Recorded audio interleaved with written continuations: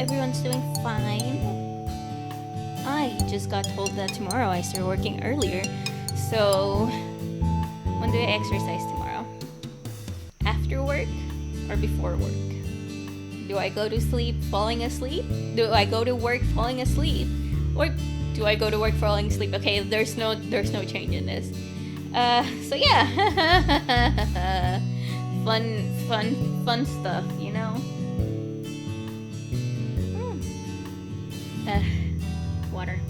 Water, the nectar of gods. Actually, no. You know what is the nectar of gods? It's actually chocolate. Chocolate is so good. Anyway. Things weren't working, now they're working, so let's move on and actually start playing because, like, we are delayed. So let's do it. I say as I haven't even opened the game. Launch game.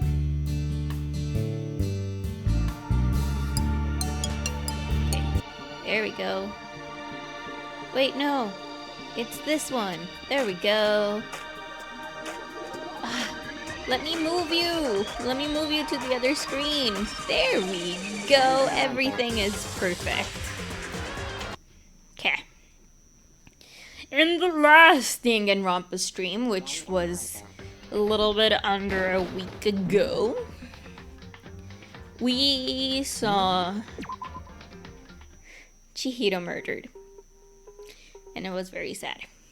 And I currently don't remember what do we have to do now. So, let's check the map. I have to go there. Okay, there's a room. It's not this room, right? No, those are the bathrooms. Okay. And this is that area. So we have to go to the library and go to Byakuya's secret room.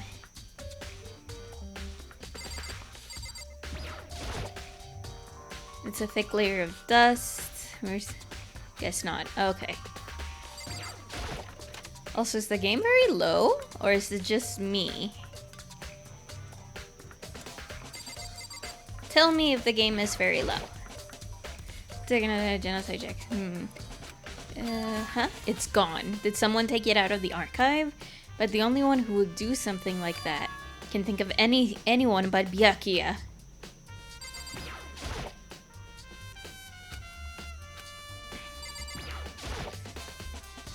Yeah, no, it's actually very quiet for me. Give me a second and that's high enough. What about you, volume mixer? No, that's regular noise. That's regular noise. What about you? Oh yeah. There we go. I has fixed it. Now I can hear the music in all its glory. Kind of this here. Okay, so I guess. Oh no. How do you play video games? That's my question. No, that's. I wanted to check the map now. Huh. There's apparently more things to look for here. So. I'm gonna research everything.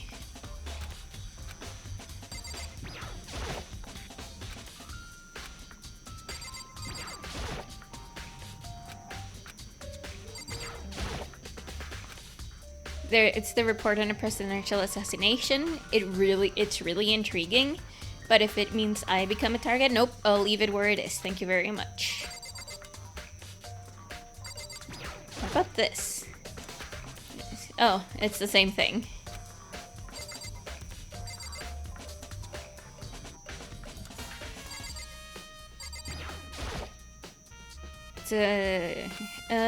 No?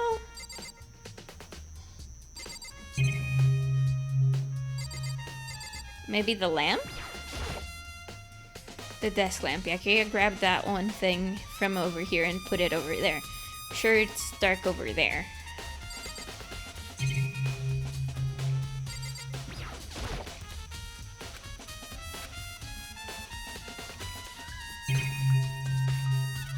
So maybe here? The wooden box is empty. The extension cord was here before. Yeah, and...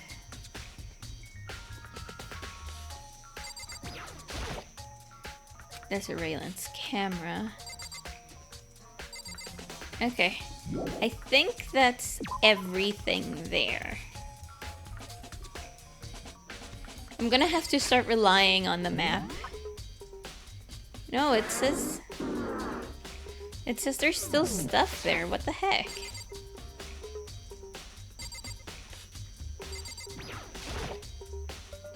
Won't turn on. Oh, I see. It's not plugged in. It's looking for to reach the... But last time I saw it was definitely on. And it was definitely right here. Oh, that's right. Back here I was using an extension cord. But there's no extension cord here now. I wonder if... Yep. Finally! We figured out that the extension cord is what she was... Do I have to go back there and be like, hey... Hey, where's my extension cord?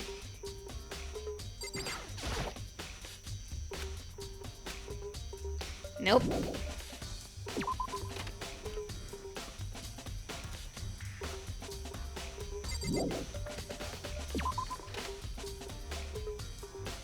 And now are you telling me to go look at them? Yeah, you are. What the heck? Okay, what else do you tell me to do? Ah, I'm gonna go there.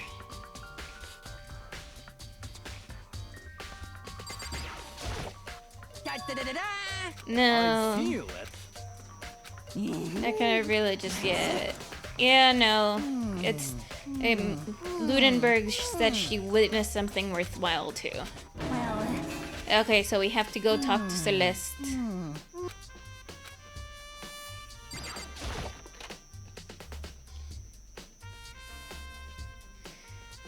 I don't want to do this, but you have extension cord for arm Cheeto, but it isn't a rope. It's an extension cord. Yeah, we did see that. At first I did. Seeing them after the Genocide Jack file. Stop thinking about the rope. Certain place, but we already did that. Want to look at... Oh, okay, so probably you want me to talk to Byakuya to look at the case again. Yeah.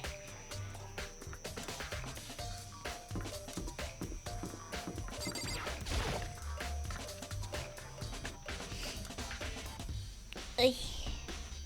Itchy nose. Oh, hi, Hina. Oh, Hina, how's Toka doing? Same as before, she won't come out. Something about Genocide Jack. So I just left her there. You left her? My head was all swimmy and I was getting pretty hungry. Yeah. Oh, but don't worry. I'm gonna head back as soon as I'm done eating. Toko's not exactly pleasant, but I'm still worried about her. Speaking of which, what are you eating? Huh? A donut, of course. Of course. There's two things I'm sure God created. Outer space and donuts. Really? I bet Chihiro would have liked to eat more donuts. Maybe it was her one big regret. Oh, I should have tried to spend more time with her. Come to think of it, who did she spend time with? Well... Yeah, she was a little bit strange. Didn't really hang out with other girls much. And it was like she was trying to keep her distance from us. Actually, Sakura said something similar. She said that even though you and her invited Chihiro to exercise with you, she always refused.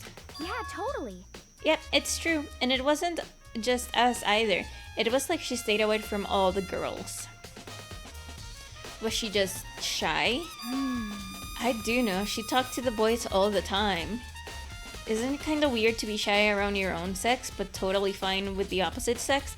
Unless you're someone attracted to the opposite sex, sometimes you actually get nervous. That's why I'm a nervous wreck talking to everyone. Oh, wait, maybe? Maybe she used to guys spoiling her. The law says you can't judge a book by its cover, right? You think so? I never really saw her as that kind of girl. Aoi's account. Thank you, Aoi. There's... has to be something here.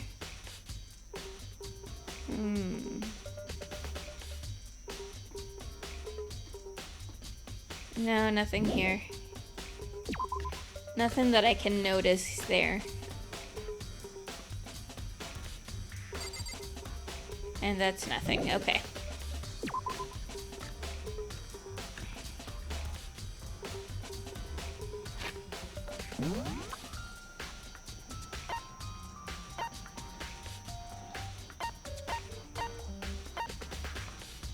Oh, a warehouse. Celeste is in the warehouse. Okay.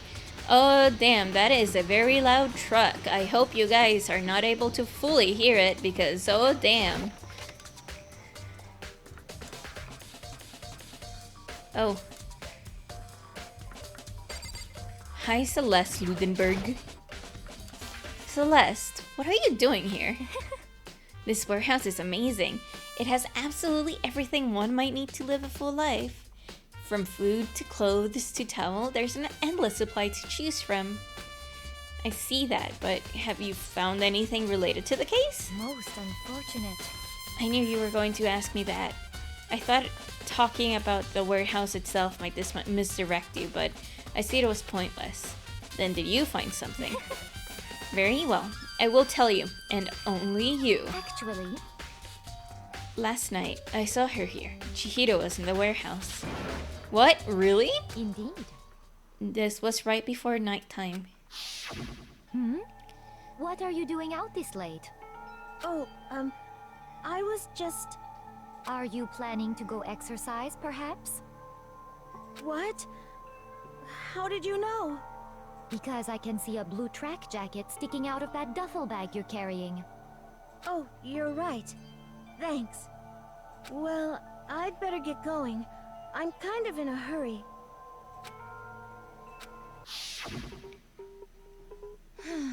She stuffed the jacket into her bag in a hurry. It was almost like she was trying to hide it. And just like that, she was gone. Yes, indeed.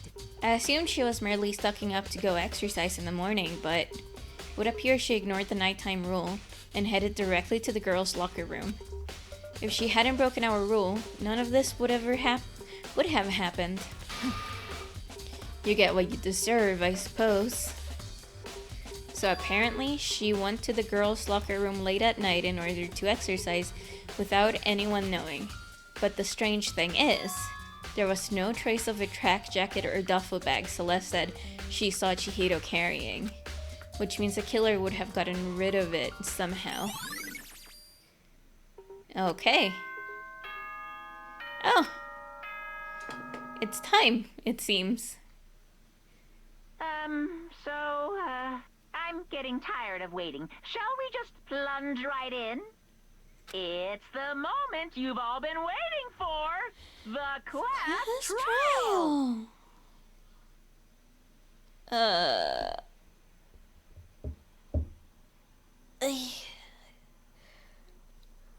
I'm gonna stretch.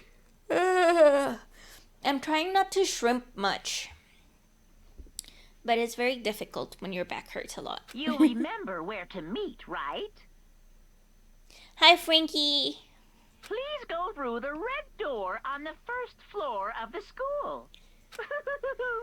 See you soon. You are here just in time for the trial. Begin the class or trial, or it's about to begin. The red door is right through here. Hydrate or dihydrate?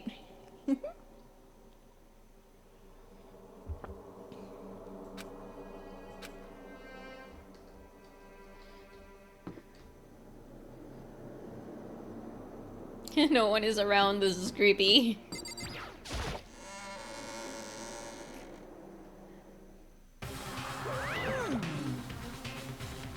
So, is everyone ready to... What? Am I blind? Or are we missing someone? Yo. Yeah, Toko's not here. And Toko is... You really don't remember. Come on! Kidding? I'm just kidding. How could I ever forget that little nut job? She's a crucial part of the class trial this time. What are you gonna do? Okie dokie, I'll go ahead and drag her out of here, kicking and screaming. Just one moment, please. And just like he said, a few minutes later, he reappeared, dragging Toko behind him. I told him I didn't want to, but he forced me. Can't believe you would drag a girl around. Terrible. You're terrible. So now everyone's here, right? Okay then, hustle onto the elevator and let's get this show on the road. I'll see you guys down there. Let's go. So shall we get going? It's time to find out who would kill Chihiro. Chihiro Fujisaki. She was so gentle, so calm, and meek. Nobody had any problems with her. Someone made the choice to kill a girl like that.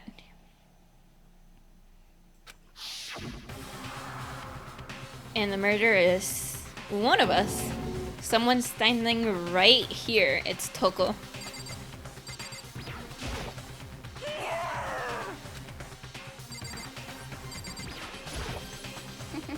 I guess I wasn't much help at all on this one. I'll give you plenty to work with. Show us how far your logic can take you. There is something odd about Toko's behavior. I do not think mere shock is enough to explain it. Oh, very sad. Miss Fujisaki, I must admit, for being 3D, she was quite remarkable. Of course, just the idea of 3D makes me cringe. I don't know why the killer did what they did, but I'm sure it'll work itself out. Justice always prevails, right bro? Right bro? Hey, come on. Fucking Toko, man. What's got her so worked up? Well then. I will uncover the villain who performs such heinous acts on a weaker individual. You ready? We're doing this? We're missing one person to talk to. Best girl Kyoko. Okay, before we go, we are going to read our truth bullets. The time of death is around 2 a.m. Body was discovered in the locker room. The cause of death was a blow to the head with a blunt object. She was killed instantly. Although Chihiro wanted to get stronger, she declined several invitations from Sakura and Aoi and may have used the locker room late at night to avoid them. Despite this, Chihiro had stated that she desired help with her effort. She may have been meeting someone in the locker room the night she was murdered. The dumbbell found on the floor of the girls' room had a significant amount of blood on it. Chihiro had told anyone willing to listen that she wanted to get stronger. Some assumed that due to her inferiority complex about being weak, she admired strength more than anything else. To unlock the locker room, you need to swipe your e-handbook over the card reader. You need a male student's handbook for the boys' locker room, and a female student's for the girls. It's not possible for two people to enter at the same time. Additionally, lending someone your handbook is a violation of school regulations. The handbook of each student that has died is placed in a mailbox in the main hall. One of the handbooks found in the main hall had been broken, which apparently is a rare occurrence. Junko and Sayaka's handbooks both seem to still work, so it is assumed that the broken handbook is Leon's. However, Monokuma claims it's very unlikely that Leon's handbook would have been broken. Suspected genocide Jack victims include Kenhara, Tetsuhiro Honda, Shoji Kaku, among countless others. They were killed in the same way and mounted to a nearby wall. The word bloodlust was found in each crime scene, written in blood. profiling indicates the killer is likely a student suffering from a sleep personality, which is why we think it's Toko. Chihiro seems to have consciously kept her distance from the other girls at the school, even from the beginning. Meanwhile, it had been noticed that she got along remarkably well with her male classmates. The carpet on the boys' locker was found with a blackish stain on it. The blood was found on the posters in the girls' locker room. The poster featured a big-breasted supermodel popular among young boys. Meanwhile, the poster in the boys' locker room was for a boy band popular with teenage girls. Chihiro's handbook was not found on her corpse and has apparently gone missing. Chihiro's body had been suspended and her hands had been bound with some kind of rope. Her fatal injury was a blow to the head.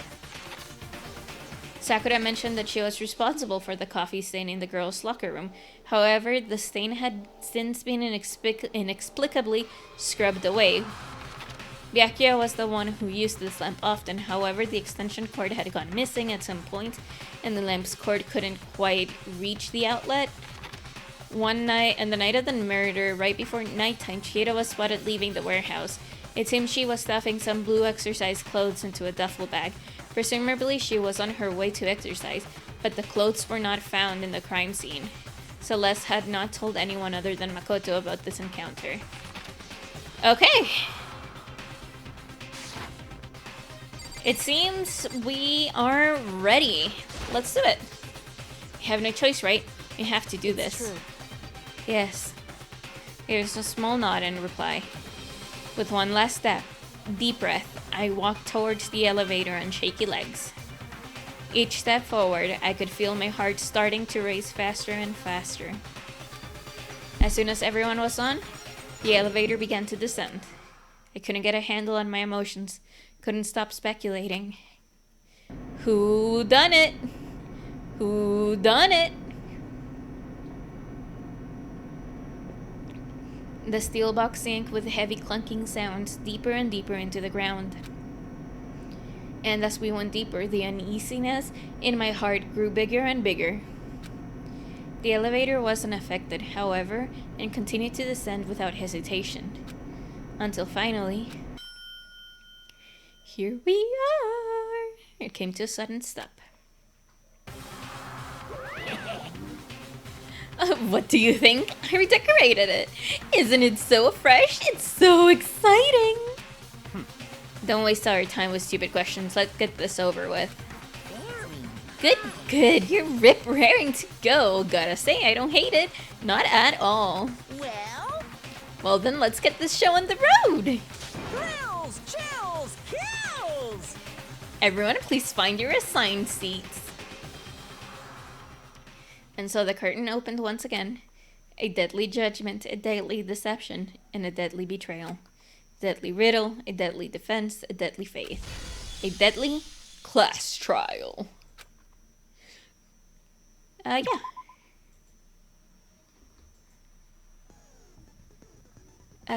Set. Do I have my skills? Do I have more skills to set?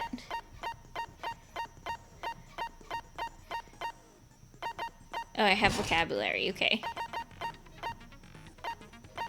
Those are all my skills. So, I guess that's it.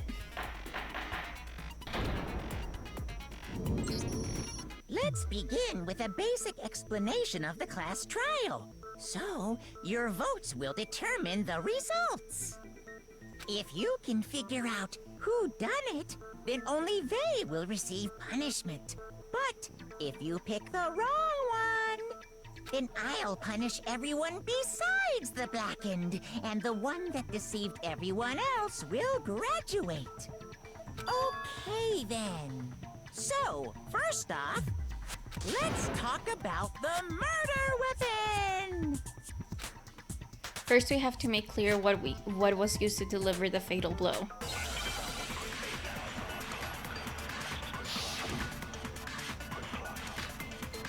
Locker room dumbbell. Chihiro's fatal injury. It appears it was a head wound. According to the Monokuma file, the killer used a blunt instrument. But What kind of blunt instrument could it have been? I bet it was an iron pipe. Interesting. That certainly would make for a powerful weapon. Poor Chihiro.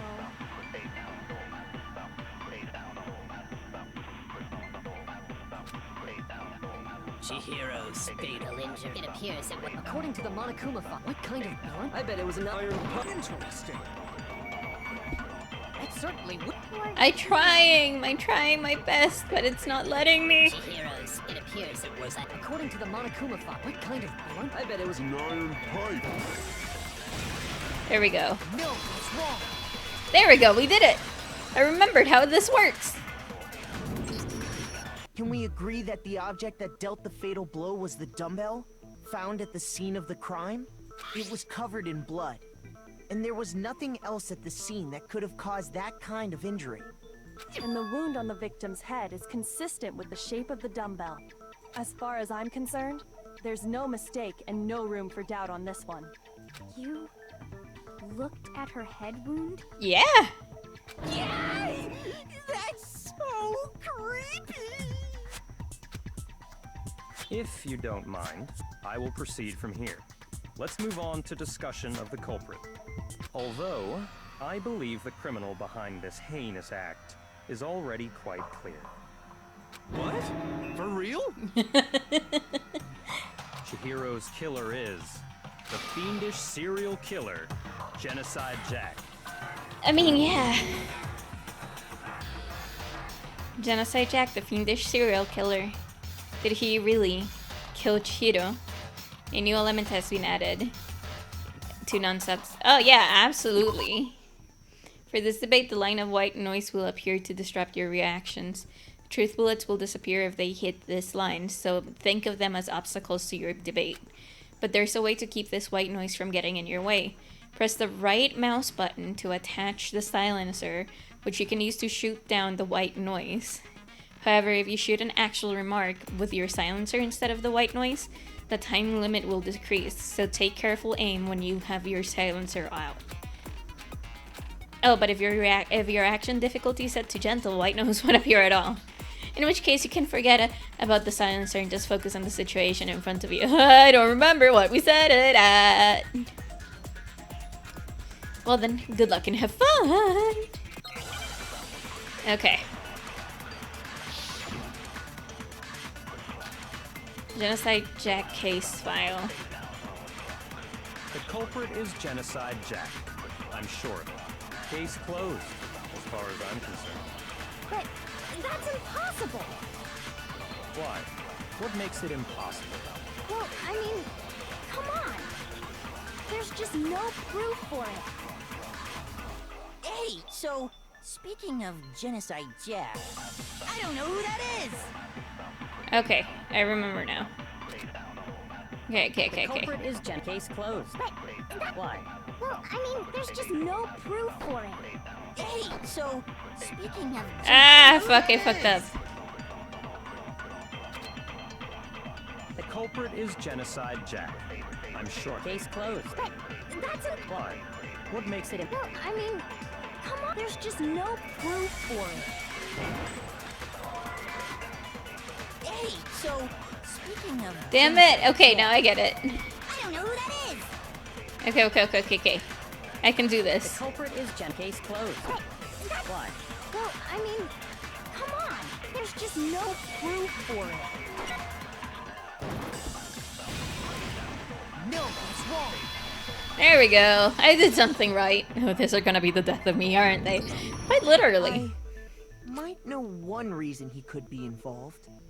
What? I found this file while I was looking around the archive in the library. I guess it's some kind of confidential file the police put together about the Genocide Jack case. What? That's kind of weird as shit, isn't it? What was something like that doing in the library? Yeah, what was it? The why of it is probably more trouble than it's worth. So let's forget about that for now. Okay. More importantly, it outlines all the specifics of every Genocide Jack case in exceeding detail. According to the file, there appear to be two defining characteristics in every Genocide Jack case. The first is that a bloody message is found written at the scene of every murder. Oh, that's right. Boob lust. I can't with this dude. No. It's actually bloodlust. But more important is the other characteristic, and it's something that has never been made public. Never made public? What the hell is it? Why don't you tell them, Makoto? Yeah. If I'm not mistaken, it has to do with the positioning and how the victim was positioned. Yeah. Apparently, in every Genocide Jack case, the killer suspends the body in a certain way. Other than the killer, the only people who know about this are the higher-ups in the police department. However, Chihiro was most definitely suspended in the same way. Fucking hate Byakuya. I hope he dies. So, how did the culprit know about this when only high-level police officials were aware of it? There's only one logical answer I can think of. It's because the culprit in this case is the real Genocide Jack. No fucking way! Interesting. You're saying Genocide Jack is one of us? Yep. Yes. In fact, it's Toko. Oh, he just... okay. What? Genocide Jack's true identity is Toko Fukawa. You lie! Okay, then. What? Hey, okay, wait, hold on a sec. Toko has, like, bloodophobia or whatever, remember? Hemophobia, What but kind of serial yeah. killer is afraid of blood? Is Toko Genocide Jack? The answer is yes and no. Another riddle. Man, why is this gotta be so Oh, Yasuhiro, you're gonna get murdered. It's a riddle for sure, but I feel like I understand it. What it means for Genocide Jack to be Toko, but also not to be Toko. The answer is that she's not just one person, but multiple people, right?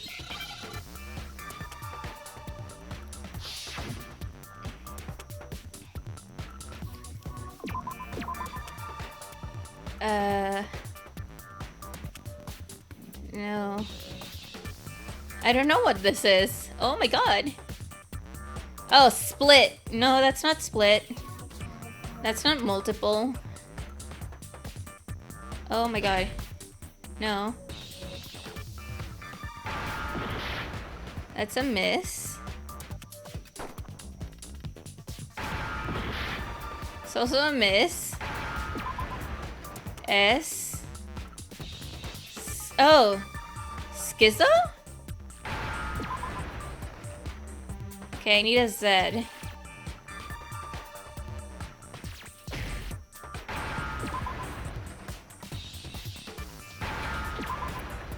There we go. Schizo. Now I understand. That's a weird word to put in there. Is it because Genocide Jack has a split personality? Yeah, seems that way.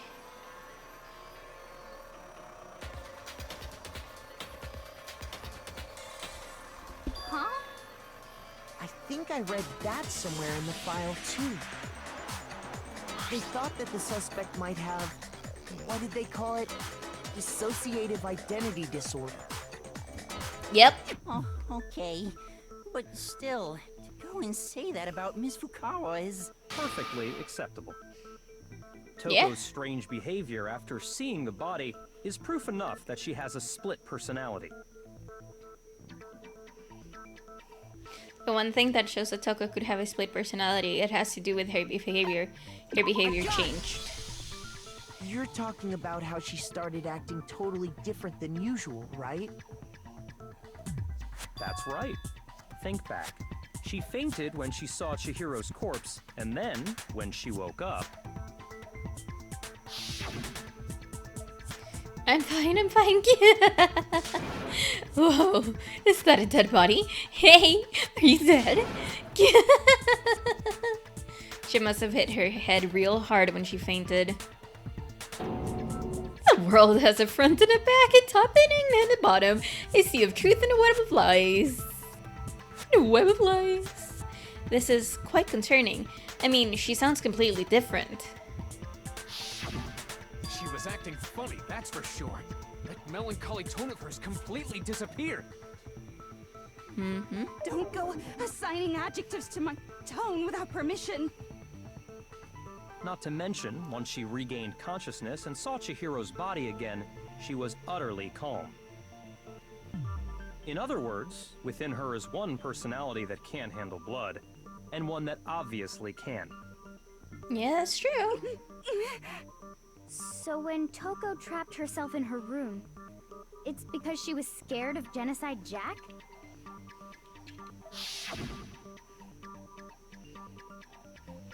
I won't let Genocide Jack have control. Yeah, that's what she said. I'll drive out the killer, drive out the murderous fiend. Yep. She did say that. The reason she locked herself in her room wasn't to keep other people from getting in. It was to keep her other personality from getting out. What? Toko was afraid.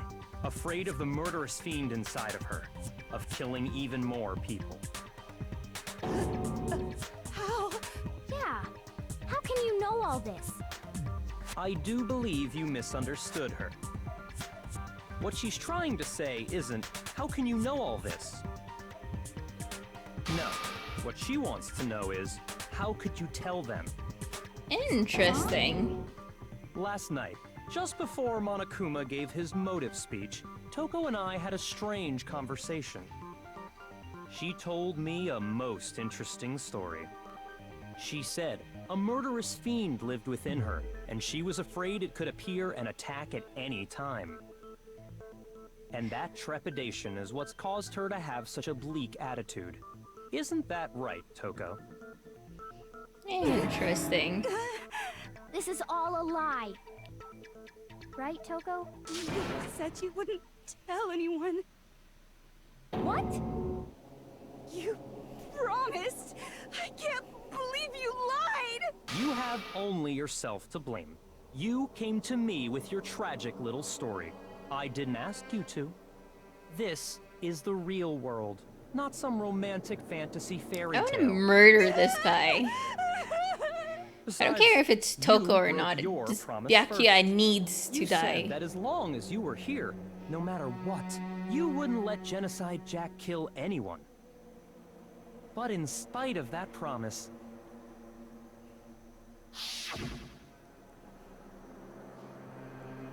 I'm sorry I couldn't keep our promise. Oh, Byakuya. Oh, don't worry. No, I won't let Genocide Jack have control ever again. It feels like Byakuya is pointing... My promise. You would go out with me. It sounds like Byakuya is just like pointing at Toko so hard because he did it? To cover what he did? I don't know. This is what my train of thought says. That's the only reason I promised. how many times do I have to tell you? I never said that. But you weren't able to do it. You just couldn't resist that rush you got from killing, could you? I tried.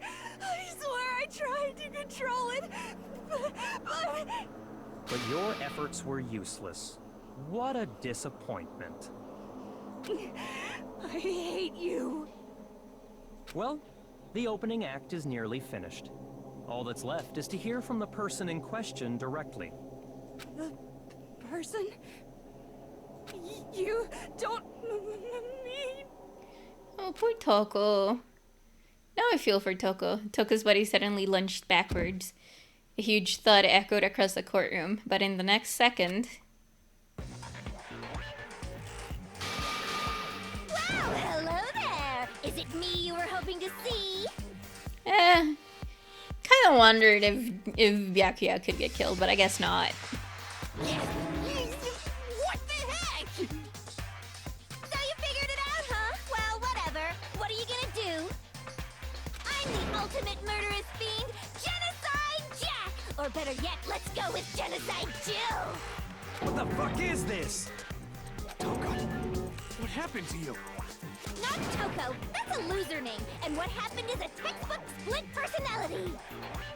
This is just no. One of them happens to be a serial killer. You should turn a blind eye to one's fault. No.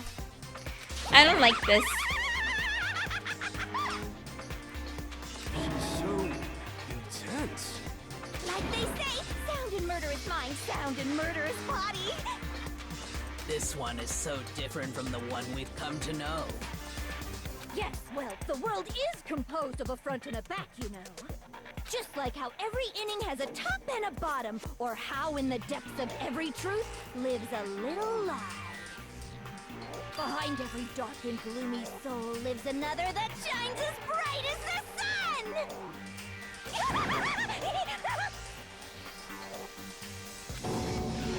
This is the murderous fiend, Genocide Jack. This is beyond insane. Miss Jack, Jill, can I ask you a question? What's up? Oh, her face apart from her tongue looks so cute. Some of us think you might be the mastermind behind our entire situation. What are your thoughts on that? Well, I'll tell you. I am the mastermind of all masterminds. Just kidding. Then it's not true? Of course it's not true! How dare you try to link me to that creepazoid? And another thing, the police and government and society in the outside world are totally powerless! I mean, they just let this idiotic bloodthirsty maniac go buck wild all over town! Sure, I'm a bloodthirsty maniac, but life is pain, right? To live is to hurt other people. Not really. It's a necessary evil if you want to survive. The act of living itself causes pain for everyone. Just kidding again! This should be enough to convince you. This murderous fiend is responsible for Chihiro's death. There's clearly a motive, so there should be no doubt. I guess so. Remember what Monokuma told us? If someone didn't murder and graduate within 24 hours, an embarrassing memory or secret would be revealed. Well, let's assume that Toko's secret was about Genocide Jack. Yeah, that's if fair. a secret like that came to light, Toko's life would have undoubtedly been forever ruined. So she had a very clear motive to never have that side of herself exposed. Interesting. Very, very, very interesting. But sorry, as much as I hate to admit it, I'm not the culprit. But I cannot imagine anyone other than you could murder someone in such a bizarre fashion. Maybe so, but nevertheless, it's the truth. Yeah, it's Byakuya. Do you really expect any of us to believe you? Yeah. I could never believe a word you say, you monster. Maybe she's totally right about that, but something's still bothering me. What she said, I need to get more details about all of this.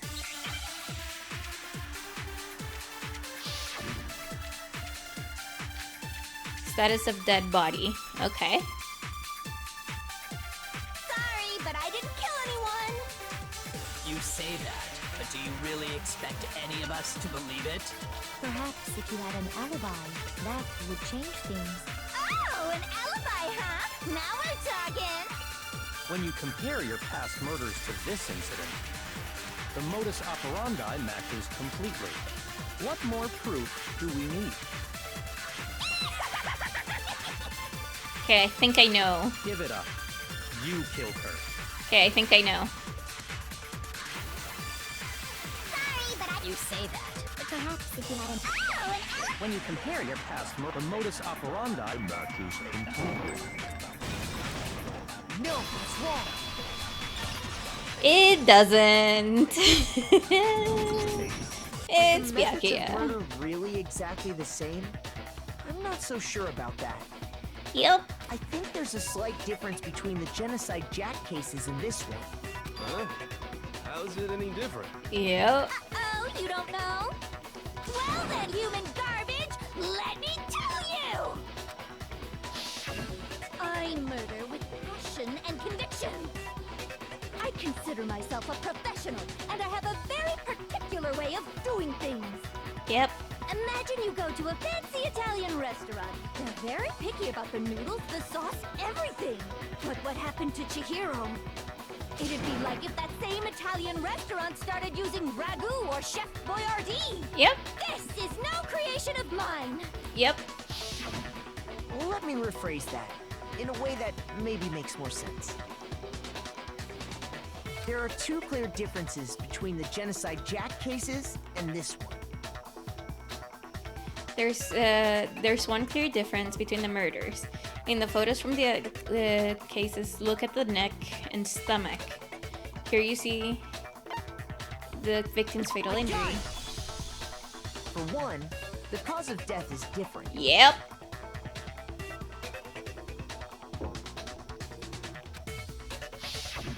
In the Genocide Jack murders, all the victims were killed the same way. According to the case file, they were all apparently killed with a pair of scissors. But Chihiro died from a blow to the head, right? Yep. Yes. That is remarkably different from the other murders.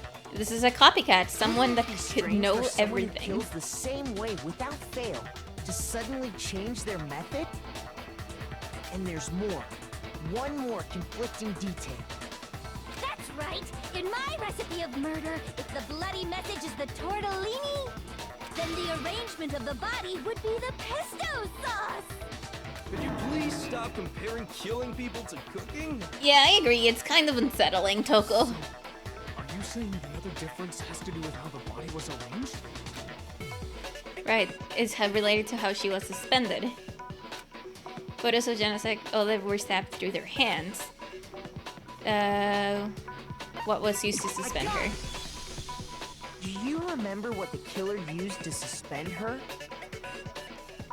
They used some kind of rope to hang her up by her wrists. What is your point? Well, in all the previous Genocide Jack cases, something else was used to suspend them. Specifically, pairs of razor-sharp scissors. And guess what? I used my own specially designed scissors for the murders and the arrangement. Yeah, you didn't know. Like I said, I'm a professional, so naturally I'm very picky about the tools I use. And you know what else? Big Mac said there's two differences, but he's wrong. Big Mac? Are you Mac. to me? That's great. Listen up, Big Mac. There's actually one more difference. Huh?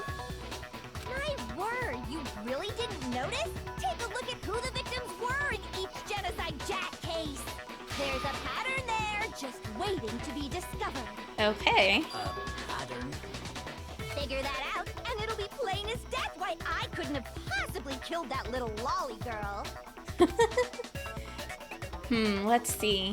It's surrounded and Chihiro didn't fit it. If you look at the names, you will notice is because Chihiro was a friend. Oh, I don't know. Oh, I don't know. I got it! Oh, it was Is because Chihiro was a girl? Bingo! Bullseye! Right on the money! What are you talking about? In all the Genocide Jack cases, all the victims had something in common. yeah. Ken Harada, 32, Tetsuhiro Honda, 17, Shojigaku, 23, Kano Issei, 14, Takeshi Yoshida, 30, Komatsuna Taro, Takefumi Gono, Uchida Naohia, Takeshi Masamue, Yuto Yumejima. There was no end to it. They were all guys? That's right! The people I killed with such passion and conviction are all adorable little men! I can't believe I said it! I'm so embarrassed! I love how crazy she is. She's weirding the heck out of me, but I love how crazy she is. I can't help it! I'm just a full-throttle boy-on-boy fangirl, and the mopey side of me just hates it.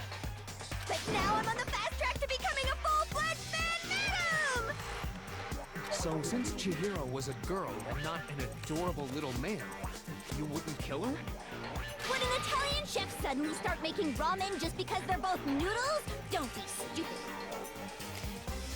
I hate her, but yeah. I have too much passion and conviction to cross that line. That's the absolute reality of the one and only.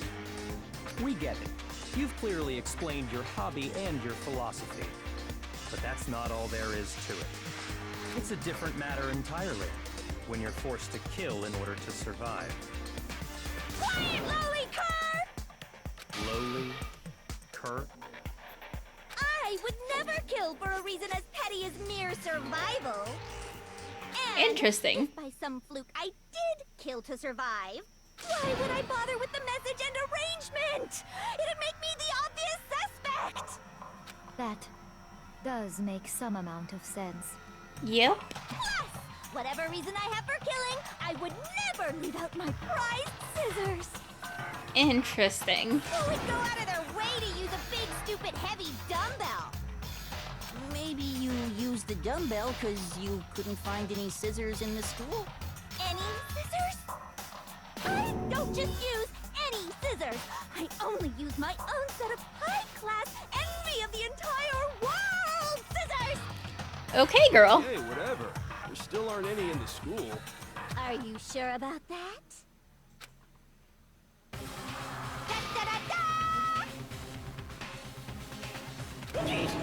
She's fully equipped. That's right! So I can kill anywhere, anytime! Why would I resort to dumbbells or rope when I have my trusty scissors by my side? Yeah, sure. Go ahead, tell me I'm wrong! You can't, can you? Gutter dogs, all of you! Not to mention, I have no clue how to tie a good knot.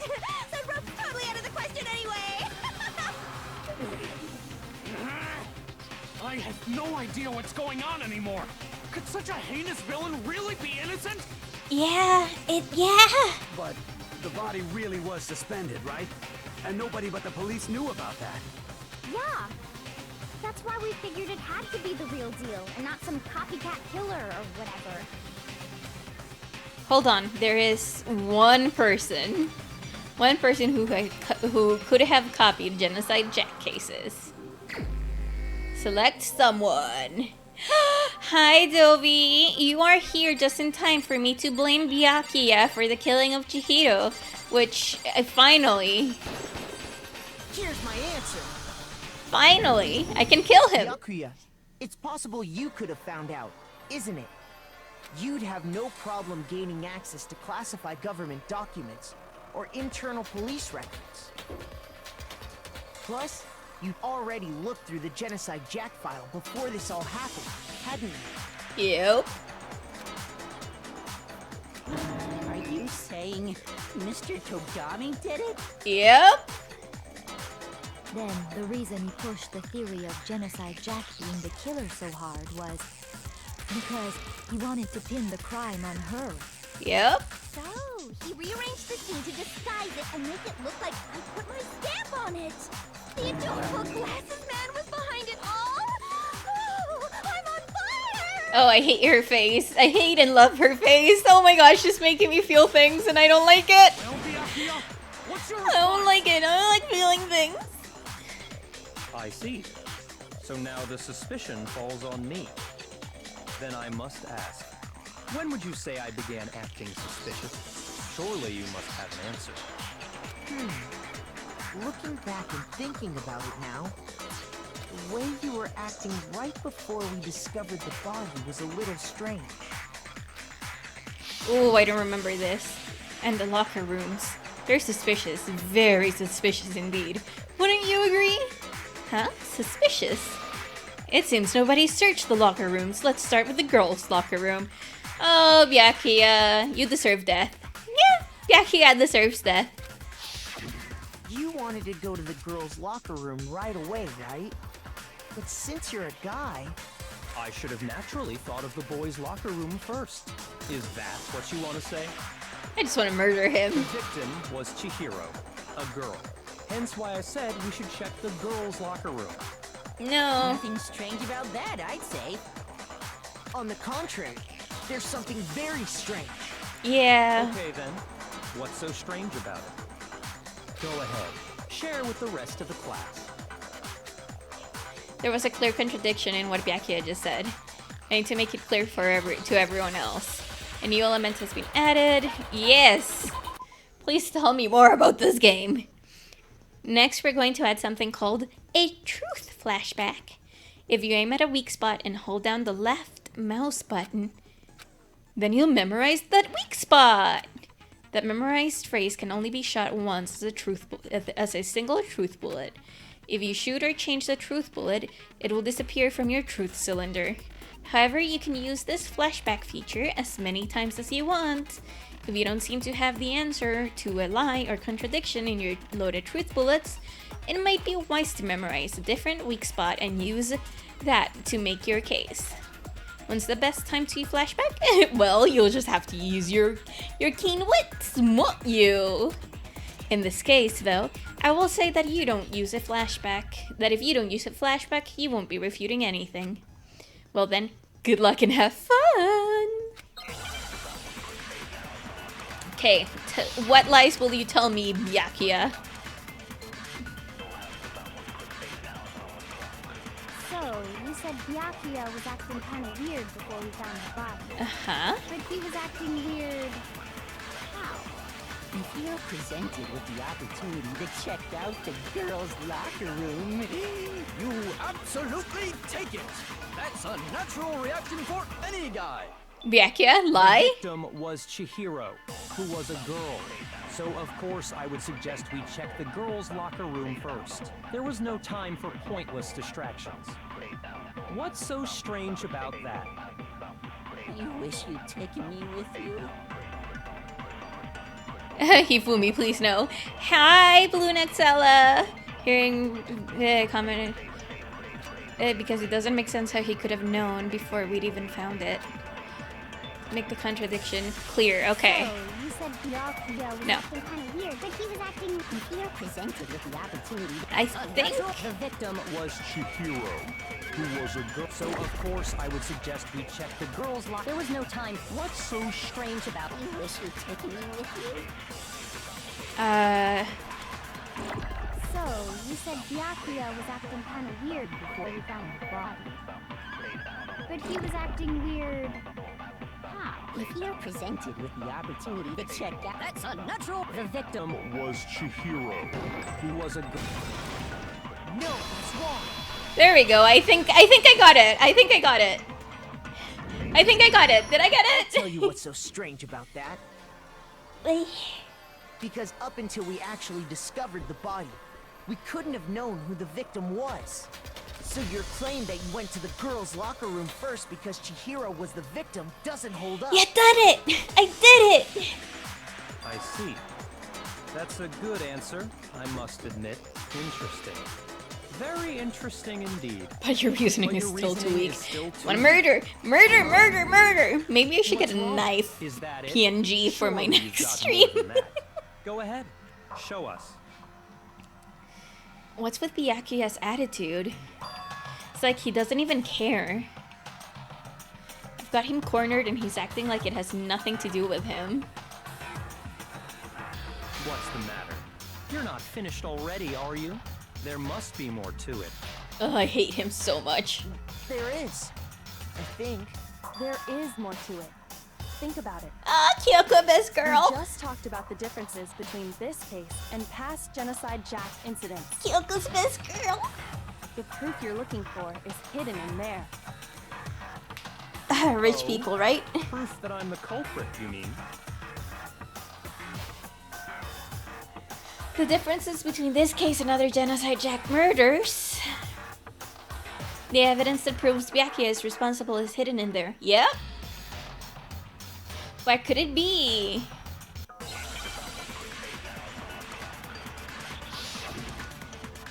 Let's dance.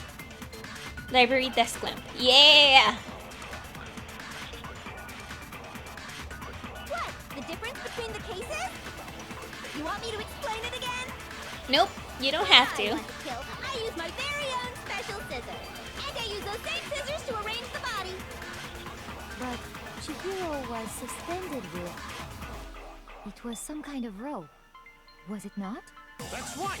It absolutely was! Was it really a rope? Can I actually take those? About that rope. Hey, Byakuya, where'd you get it from, huh? I'd never seen that rope before in my life. Obviously, somebody else must have had it. Ah, I did it wrong. I did it wrong. I did it wrong. That's right!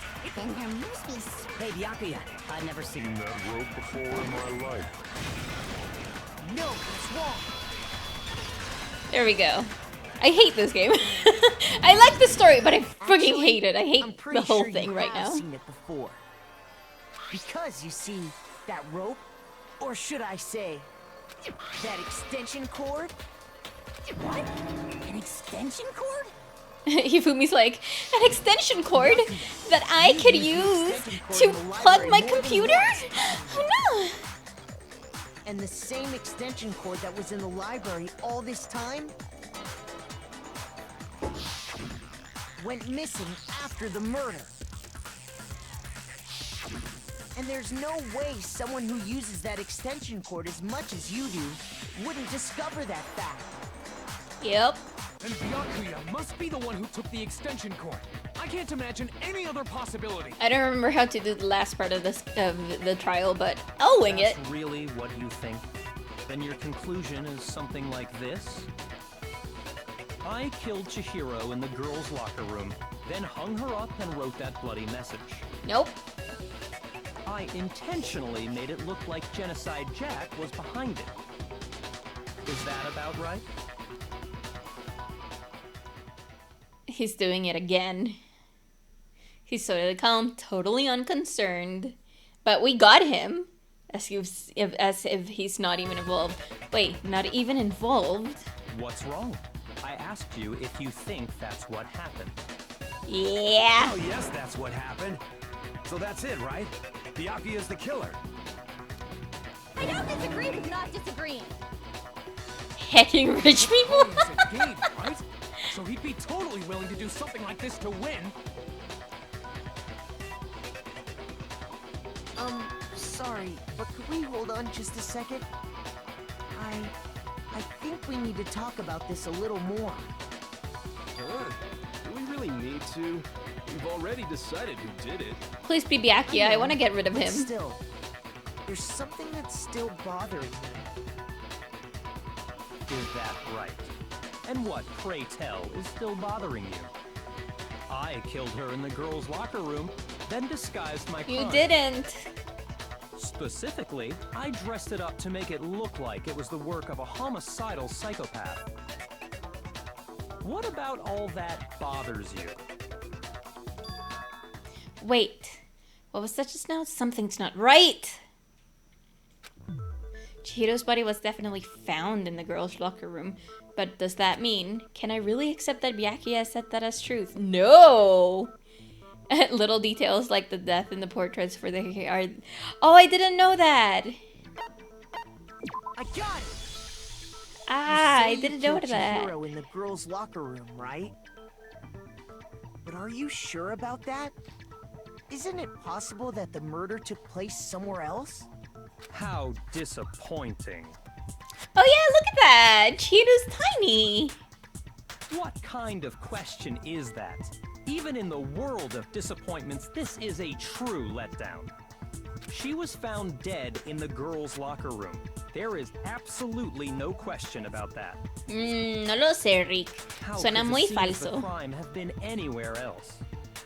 Well, I think it's entirely possible that she was killed somewhere else, then carried there later, along with the rest of the murder scene. You see, this is how I don't get it. Because, like, he doesn't seem that buff. The rest of the murder scene? That was awfully specific. Please tell me you have a reason. He doesn't seem that buff, but I mean, never judge a book by its cover, I guess. I believe I do. Hey, Byakuya, did you just Did I just take you off guard? Yeah. When the story suddenly moved to the crime scene, Byakuya, who had been so confident up till now, maybe Byakuya never realized that the actual crime scene could have been somewhere else. Hey, don't just move on without permission. What do you mean she was killed somewhere else? Yeah, sorry, Taka, you're kind of dumb, so let me tell you. Come on, Makoto. If there's any chance the murder took place somewhere else, let's see the proof. Evidence that the murder took place somewhere else. This was something that was switched. Oh, I can, okay. Where is it? Where is it? I mean, okay, I'll just go with this. I got it. And then if it asks The for proof more. that she was killed somewhere else is the poster that's hanging in each locker room. Your proof is some posters? The poster in the girls' locker room was a picture of a big boobed supermodel. Big boobed Don't you think supermodel. that's kind of strange? I guess only guys like big titties. Why would the girls' locker room have a poster like that? I guess only guys like big titties. I bet those massive jugs of hers were totally fake!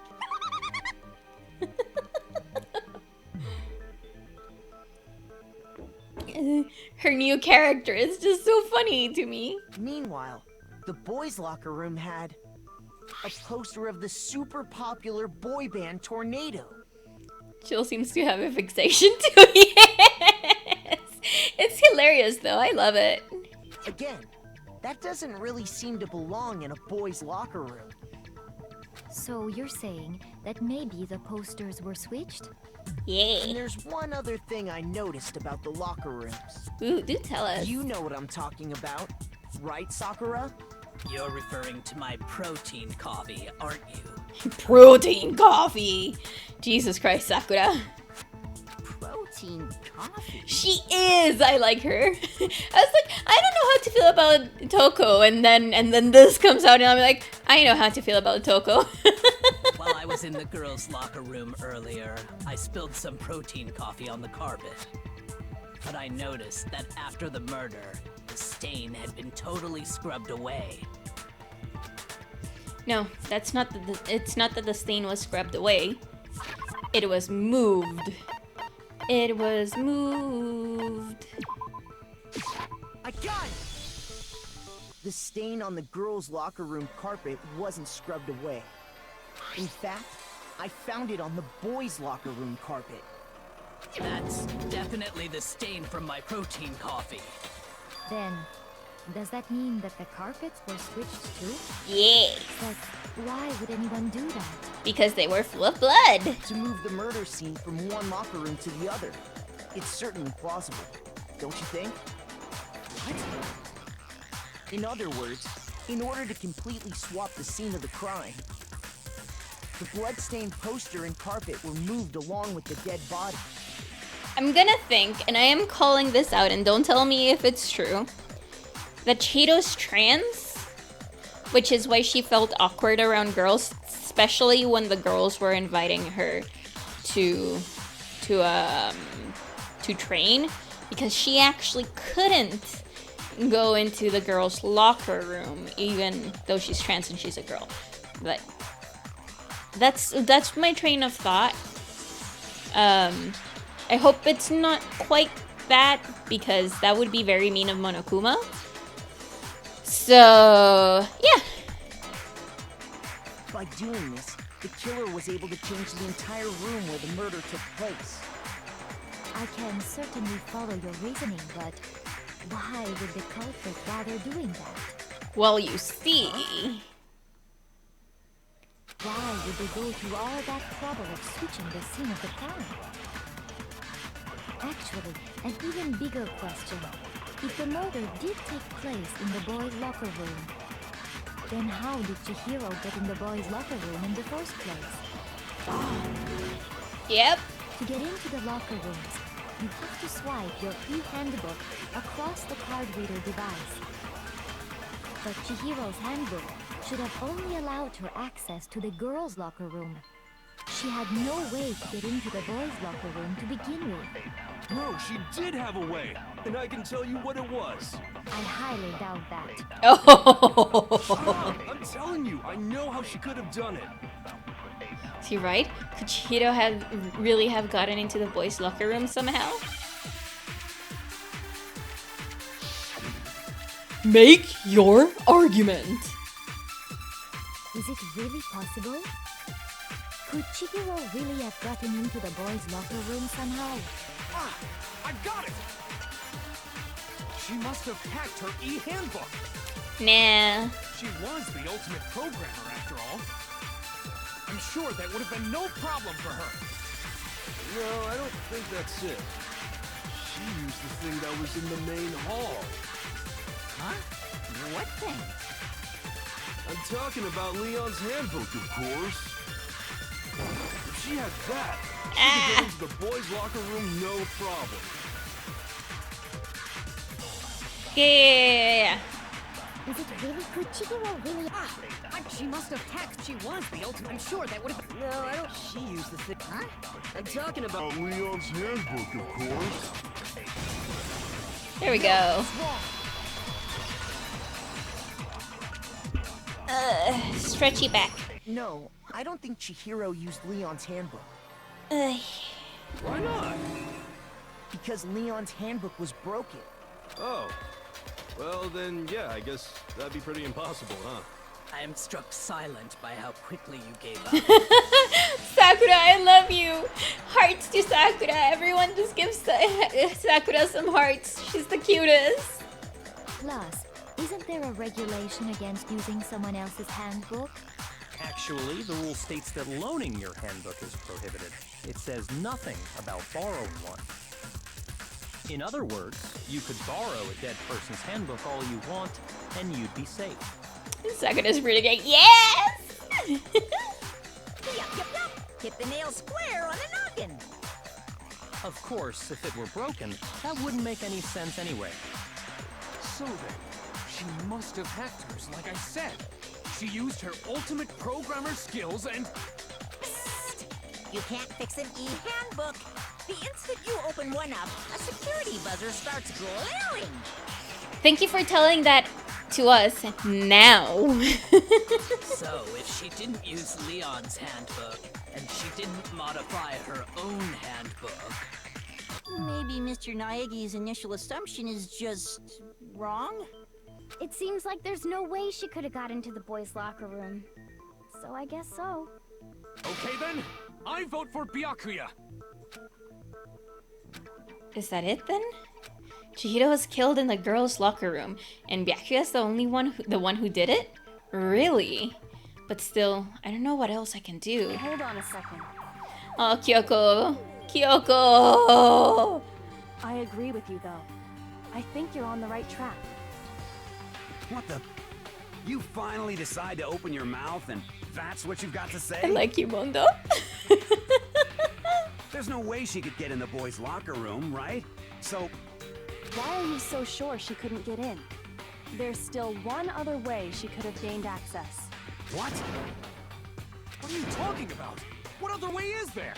Oh my god. Well, to explain that, why don't we take a little break from the trial? I'd like you all to come see something. Wait. Just what do you think you're doing? Yes! Mess with Monokuma. Do it. Don't worry. This'll make the whole trial more exciting. I'm sure that thought must please you. Huh? It'll make things more exciting?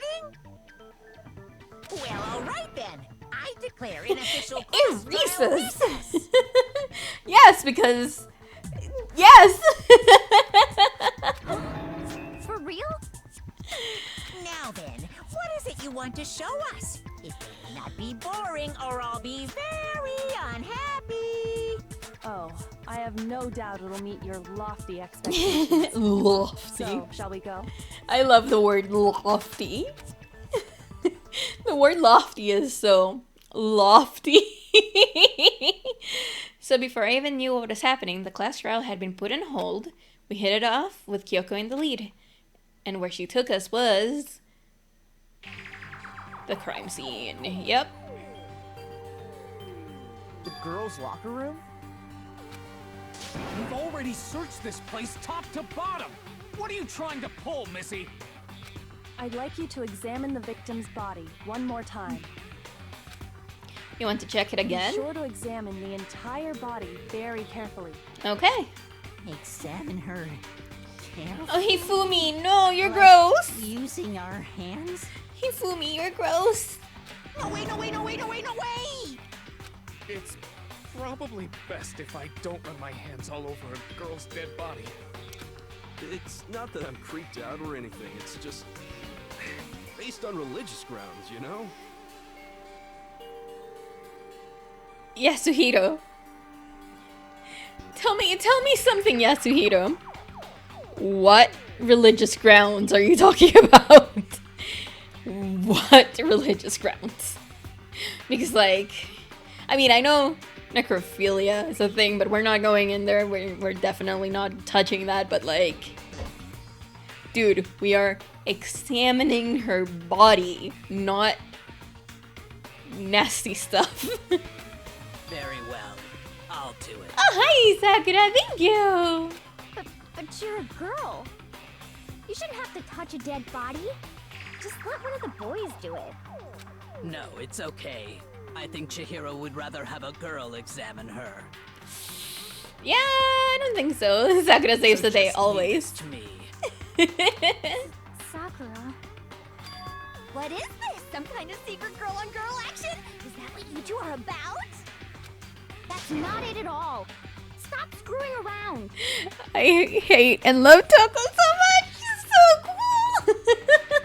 She's so cool. Okay, here I go. I'm sorry, Chihiro. Please excuse the intrusion.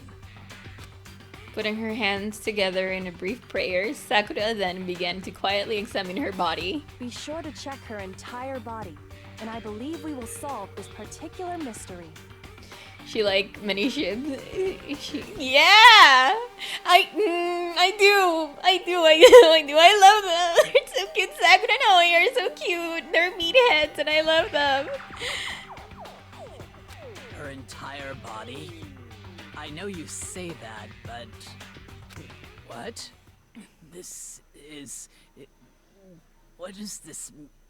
Oh no! Sakura's getting flushed! Oh no! Yeah. What is it? Not possible. It's not possible. Yeah. Sakura's eyes were staring wildly at Chihiro's lifeless form. Her massive frame trembled. This girl is what? Is a boy. Yeah, called it. Ah, I see. So, but she's still a she. he. She's still a she. You fool me. Oh, you hate you. You're joking, right? I wouldn't joke about this. Then it's really true? Yep. Chihiro was... guy? Oh, what? You guys didn't know? Heck, I knew that right off the bat. Chihiro Fujisaki was totally a guy. He was a cross-dresser? Oh, I'm really on fire! I wish I had killed him! I'm sorry. Jill. Jill, I love you. Toko, you're so weird and I love you.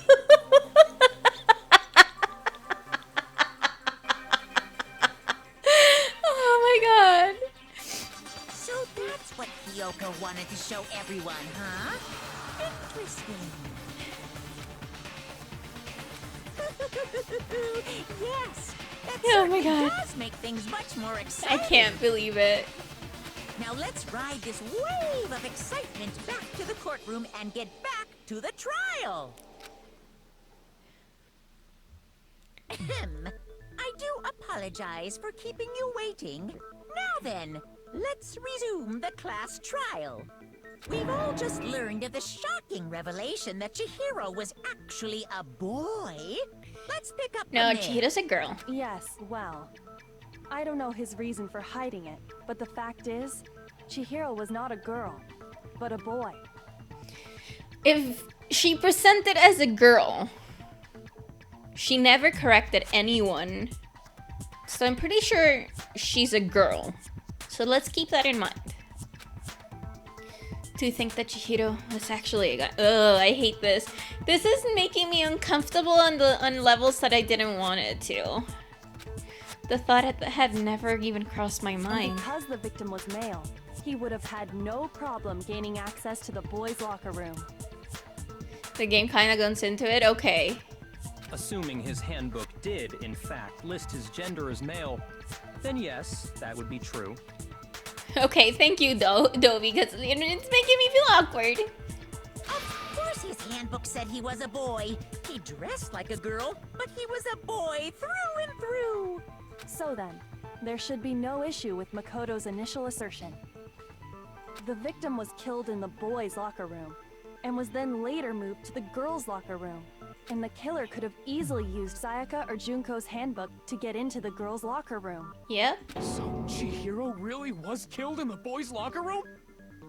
I still don't understand the motive for moving the body, but yes, that does seem plausible. This part is a really big source of friction in the deer. Oh boy, I can see why. Well, I must admit, I did find it rather odd.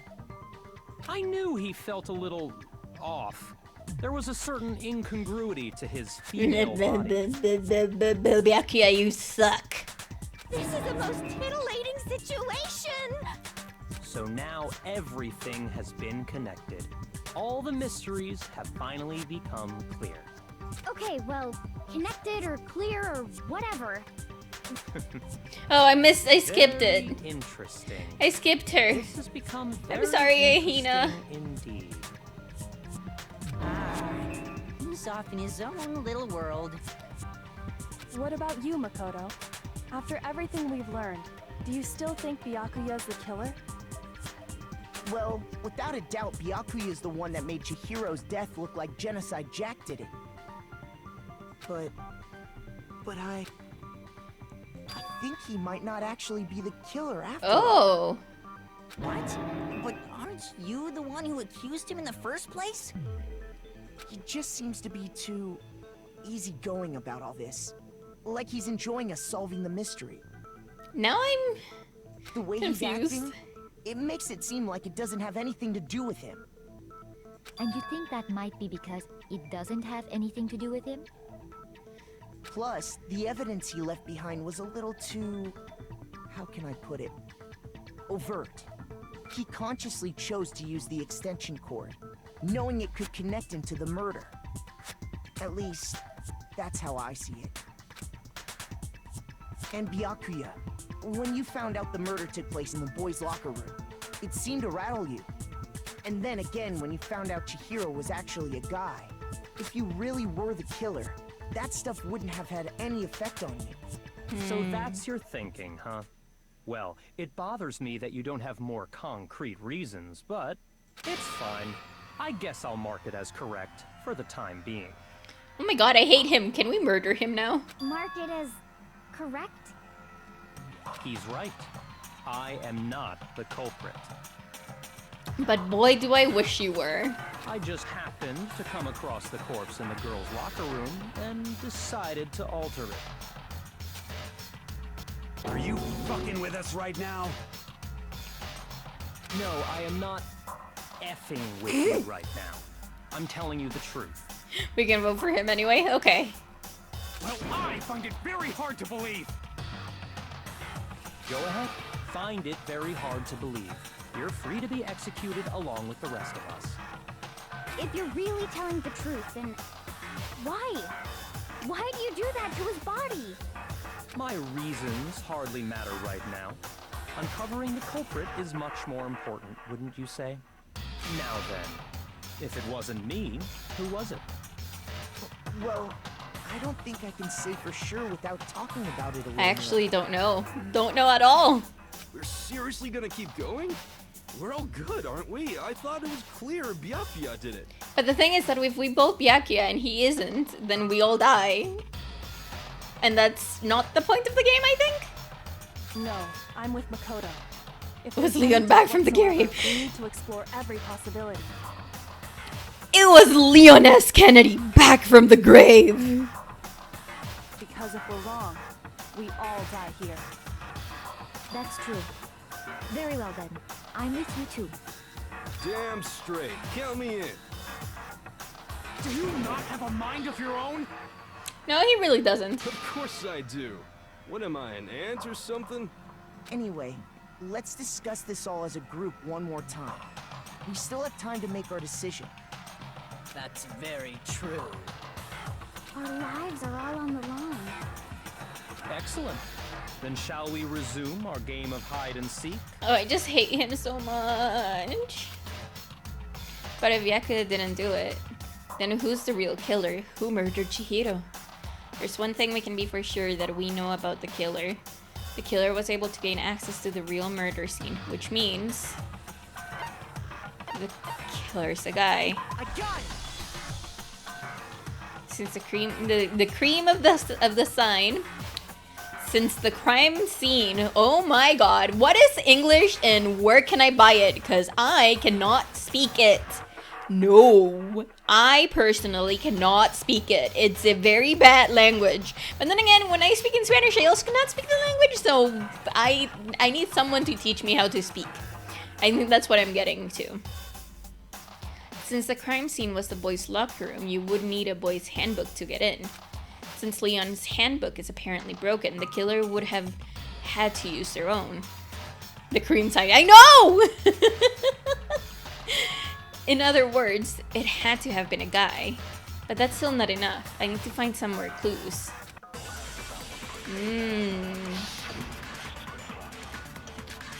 Celeste's account. Isn't there a single clue that might lead us to who did it? Well, clues are one thing, but did nobody get a look at the killer?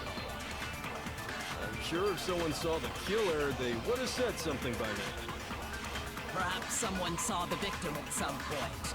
Even that might be enough for now. Okay, yeah. All we need right now is any kind of new info. It's over. It's all over. Oh, I did the wrong one. I pressed the wrong button. The killer. And only the killer. No, that's wrong.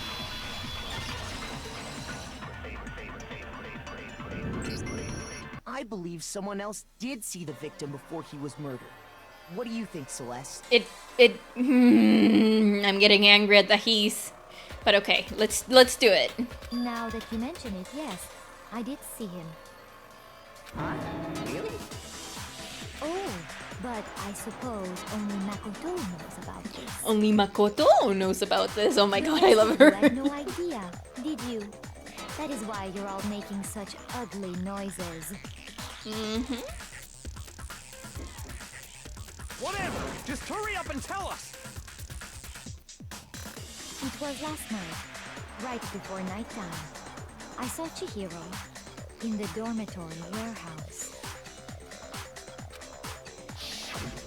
I saw him stuffing a track jacket into a duffel bag.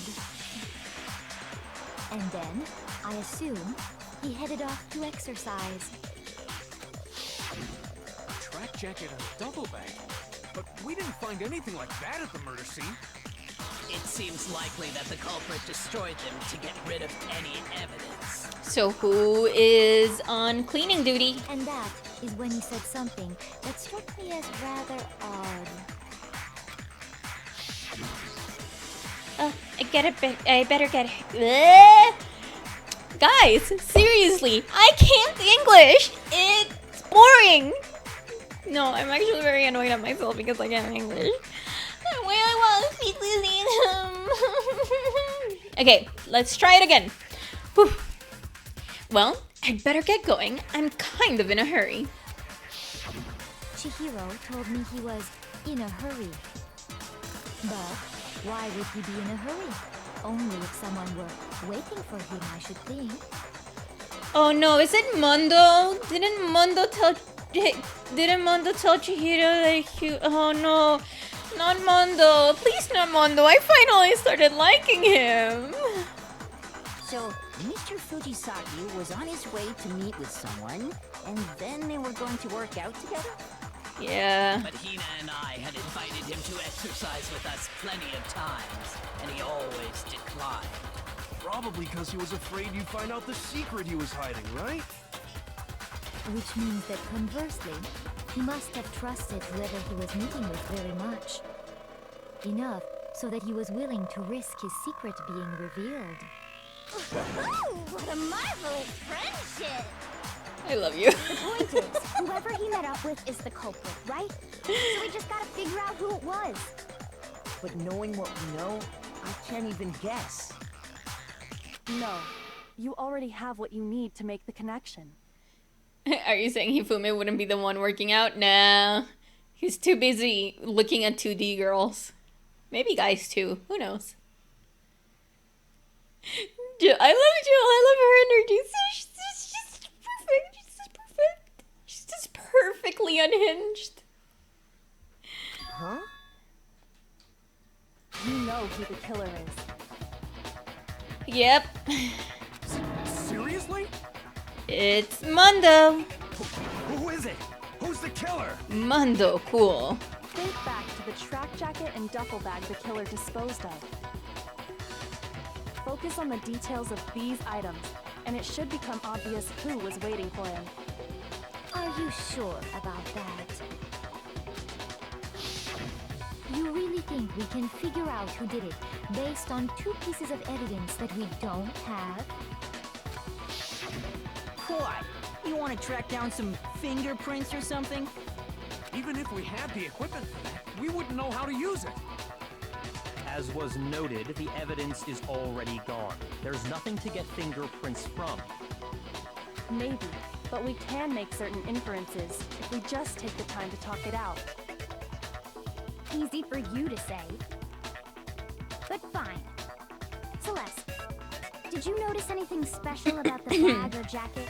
I love Hina so much. The bag was just a normal duffel bag from the warehouse. All the bags in there are the same, so I can't imagine what would make that one special. Well, if I remember right, there was a decent variety of tracksuits to choose from. Yes, because there's decent variety of bodies here. So. Do you think there might be some connection between the culprit and Chihiro's jacket? Perhaps. Let's explore that and talk a bit more about the jacket he took. Does Chihiro's track jacket really hold some clue about the killer? Somehow, it's really hard to believe.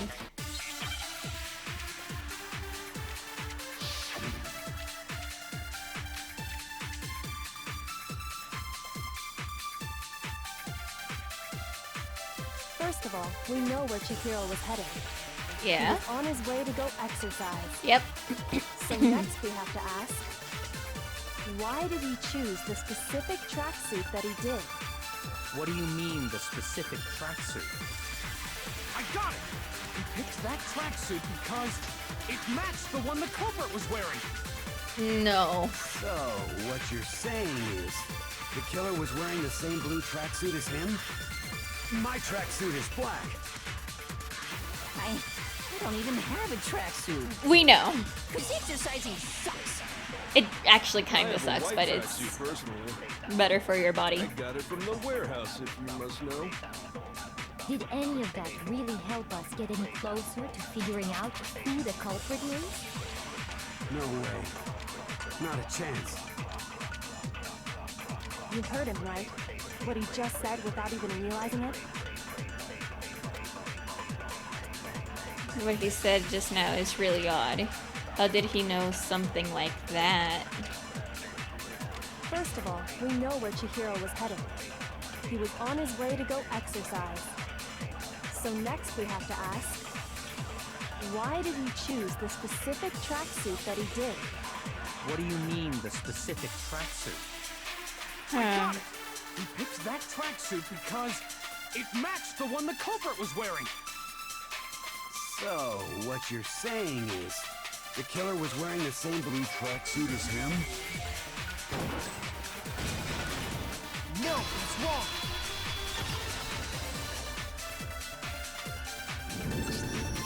Hold on a second, Mondo.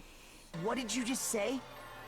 Oh, Mondo, I liked you. I started liking you. What'd I say?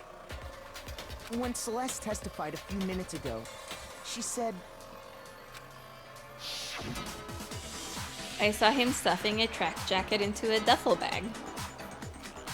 And then I assumed he headed off to exercise. She never said anything about the jacket's color. So why did you say Chihiro's blue tracksuit? What are you? You just... Hey, Celeste. What color was Chihiro's tracksuit? As a matter of fact, it was blue. And before we began the trial, did you tell anyone that? The only one I told about any of this was you. Then, Mondo, how did you know what color Chihiro's tracksuit was? Because I just... I'm sure you saw the clothes at some point in the investigation. Nope, they were discarded. No, that can't be it. The bag and clothes were surely disposed of by the time we began our investigation. Then the only reason he could have known what color the tracksuit was is if he saw Cherry with it before he died. Cherry, oh no. Possibility. Cherry? Are you talking about Chihiro? So, how about it? Did you see the tracksuit or didn't you? There goes the scissors. Just by chance. I just happened to see it last night. He walked past me, and he was carrying the tracksuit in his hands. No, that can't be it either. According to Celeste's testimony... She stuffed the jacket into her bag in a hurry. It was almost like she was trying to hide it. And just like that, she was gone. When Celeste noticed it, Chihiro made a point of making sure the jacket was completely in the bag. If you just ran into him briefly, you couldn't possibly have seen what color the tracksuit was. It would appear you've dug your own grave. Perhaps. But you handed him the shovel, didn't you? That's why you said what you did. Focus on the tracksuit and it'll be obvious who he met with? What a bunch of nonsense. Ah, now I understand. It was all one big bluff, wasn't it? Yeah. Your true intention was to draw a slip of the tongue from the culprit. That's why you said you knew who did it, to put them on edge. That's right. However, Mondo was my target all along. I had love my Kyoko, suspicions but... about him from the very beginning. Girl, Kyoko, like seriously. Just girl. But why? What made you so suspicious? That's a good question.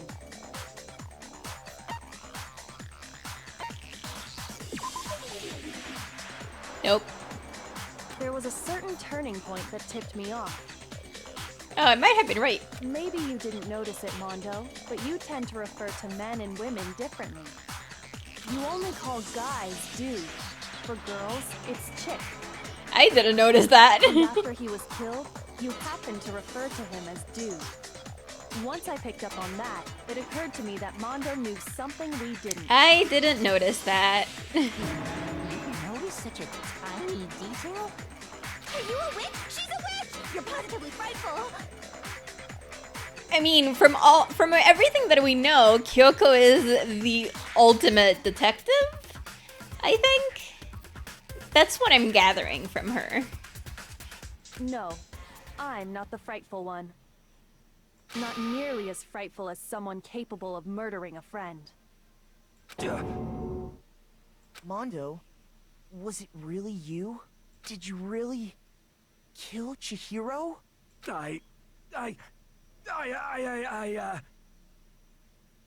You had to delete so many? Oh no, I feel bad.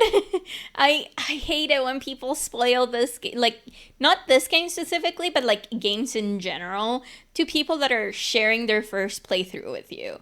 Because like to me, sharing a first playthrough is so like important because I am spending my time. I decided to spend my time hanging out with you guys, playing this game. I chose this game specifically, and then someone comes in and ruins it. That's just sad. That's just sad. I didn't kill anyone. Uh-huh. And I have to be heavily moderated.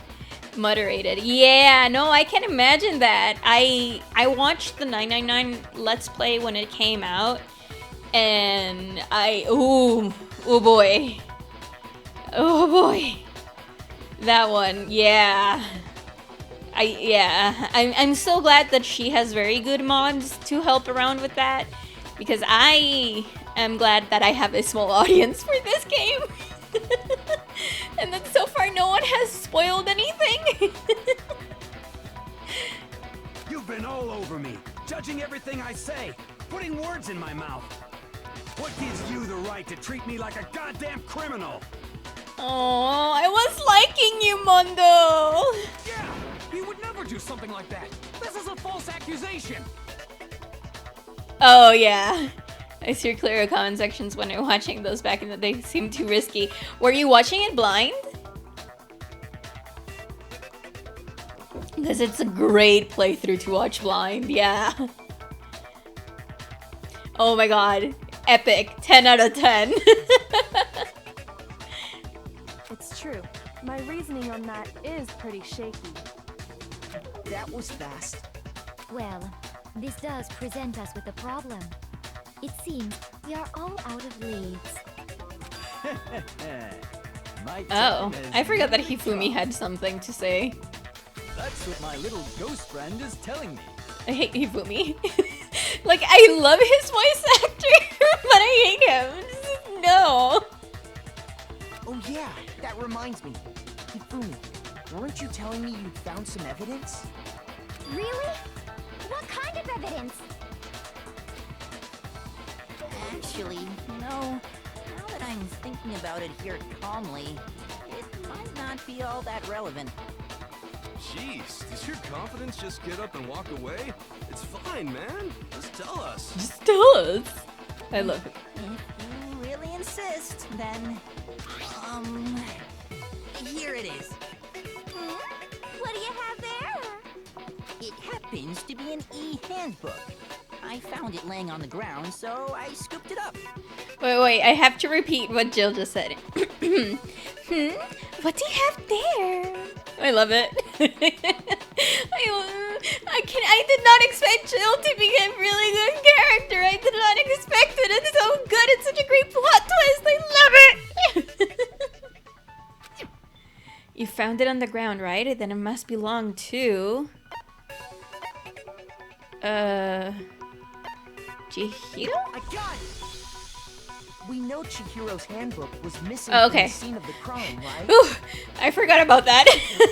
For a fact. For a fact indeed. I was totally sure I'd found it. Then it must hold some clue about the culprit, right? Yeah, I love it. Though I now have a feeling that Taka is gonna murder Jill because Taka is all about being righteous and stuff. Or, you know, Jill is gonna murder Taka because, I don't know. Well, that's what I was hoping. But it's busted. It won't even turn on. Huh.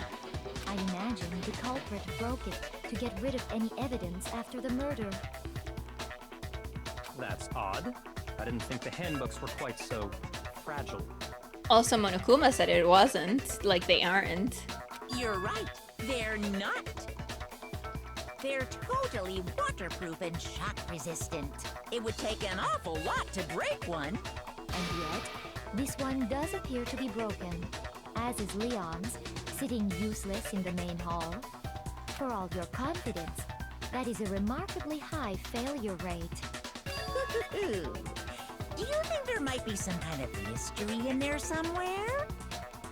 How precisely did the handbooks get broken?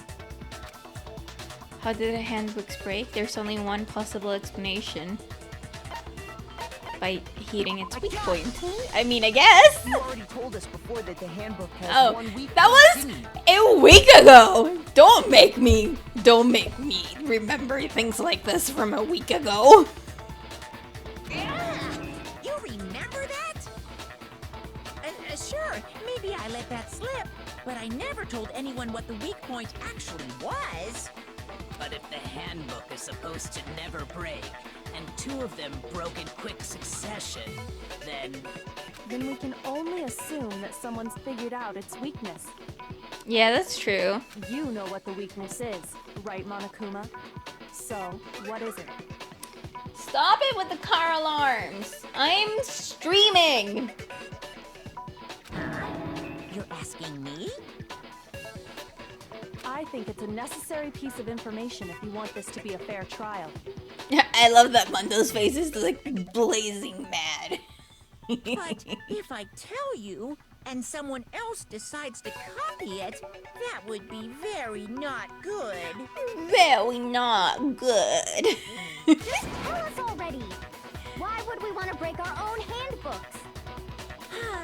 Oh well, I have a weakness for pushy demands. But you're sure you won't follow their example?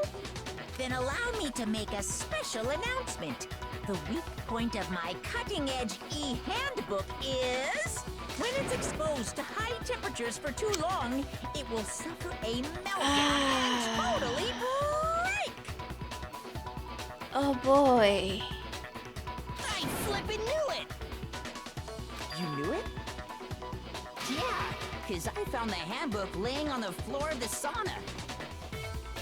The temperature in the sauna can reach over 200 degrees. Strange how you don't get burnt, huh? It's because as your sweat evaporates, it creates a cooling layer of air around your skin. I didn't want science in my video game today, but thank you, I guess. If the hot air of the sauna were somehow pushed directly onto your skin, you'd definitely get fried.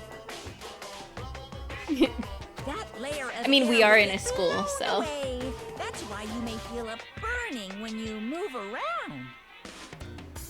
So when you're in a sauna, make sure to keep nice and still. Interesting. I learned one new fact today. That actually reminds me of something my aunt says. My aunt says that you cannot go to sleep until you learn one new thing a day. So, I guess we can all go to sleep now? At least I can. That is a mere trifling speck of knowledge. Anyway, if you found the victim's handbook in the sauna, then the killer must have been purposely trying to raise its temperature in order to break it. meaning the culprit somehow knew its weakness. But how'd they find out? Monokuma said he didn't tell anyone, right? Indeed. Quite the mystery. What if they found out by accident? Yeah. What do you mean by accident? What if the killer took their own handbook into the sauna, not knowing its weakness, and it broke? They'd realize it was broken, of course, and it wouldn't be hard to figure out why. And once they had Chihiro's handbook, they knew they had an easy way to dispose of it. I won't say it's not possible, but who would have done something like that? I don't know of anyone who took their handbook into the sauna. I might know someone who did. Whoa! Seriously? Everyone's like, what? No way! I think the one who may have taken their handbook into the sauna was... Oh, Taka. Who might have brought their handbook into the sauna? Had to be one who wore all their clothes into the sauna. It was... Select... Mondo. Here's my answer. Select Mondo, and Mondo, while... your handbook got broken in the sauna. I need to didn't stretch. Oh my god, my back. My back cracked and creaked. Stretching is a very important part of your daily routine. Stretch always. What? Why do you keep accusing him? Oh, Taka, you and I are feeling the same way. He started to become... Ooh, hydrate. Okay. He and I started becoming one of my favorites, and now he's gonna kill one of my other favorites. Couldn't have been Byakuya. Mondo and Taka had an endurance contest in the sauna not too long ago, remember? And for the contest, Mondo just so happened to keep his school uniform on. But little did he realize, he'd also left his handbook in one of his uniform pockets. So the handbook in the mailbox is actually his and not Leon S. Kennedy. Okay. And when it was all over, Mondo discovered that taking your handbook into the sauna could easily destroy it. No, wait, hold on. You've got it all wrong. He would never kill. I don't accept this. Show me the proof. The actual solid proof. The towel draped over there. Yeah, it's great. The pompadour must stay cool. I mean, I don't want to believe it either, but I found something that proves it beyond a shadow of a doubt. Ooh, what does it prove? What? Ooh, I don't know. Is it the broken one? Ah, okay. Let's test Makoto's assertion. If what he says is correct, then Mondo, you broke your own handbook. Yeah? In other words, if Mondo's handbook is actually broken, then that proves that what Makoto said is right. Makoto. Well, my goddamn handbook works just fine. See? Look! Makoto was wrong after all. Yeah, no, I messed up. Can we fast forward? Let's test if what he said you broke your own. In other words, if then that proves. Well, my goddamn handbook works just fine. No, that's wrong. Yeah. Mondo, the handbook you have right now, is it really yours? The fuck is that supposed to mean? The broken handbook that was in the main hall, isn't that one actually yours? Yep. What the heck are you talking about? What I mean is, I think Mondo swapped his handbook out for one that actually works. I think he took Leon's handbook and replaced it with his own. After all, Monokuma said himself that Leon's handbook never should have broken. That's right! The punishment it suffered wasn't nearly enough to destroy it. Oh my god, my back hurts. I should stop moving. I've been dancing with the music all along, and I exercised quite a bit this morning, and my back is hurting, so I should probably stop moving. So then, the broken handbook in the main hall is actually Mondo's. Yes. Which would mean that the handbook Mondo has right now is actually Leon's, yes? Yes. But doesn't that violate the school regulation that says loaning out your handbook is prohibited? But he's borrowing it. Well, here's how I look at it. There is a rule about loaning your handbook to another student, but if they're dead, they're not a student. It's kind of a gray area, I admit. But no worries. If anything, it just makes things more interesting. As such, I decree that exchanging handbooks with a corpse is not a violation of the rules. Dude, that's messed up. Well, Mondo, if I'm wrong about this, you're welcome to say so. I'm happy to admit I made a mistake, but... Son of a bitch. What's wrong, bro? Come on, tell him he's wrong. Oh, Taka, don't make me feel bad about you. You are wrong. You have to be wrong. Everything you just said is wrong. You made it all up.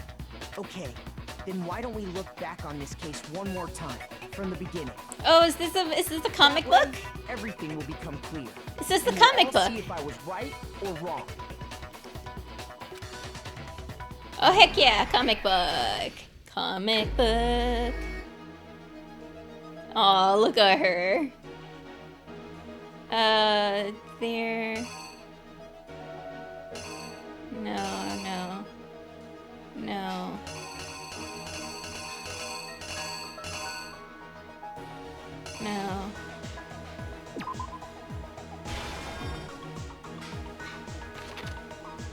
Okay, shove it, blah, blah, blah, run.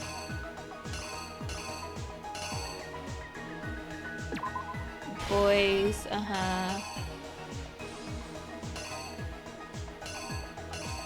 In, I hate that they are, like, naked here.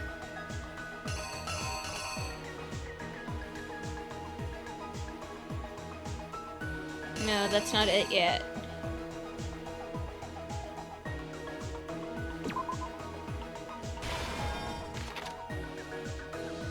Nope. That one doesn't go there.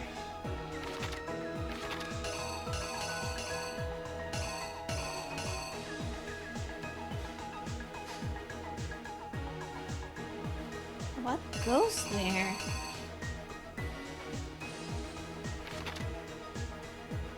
No. This one goes there. Oh no, I don't know where. Oh no!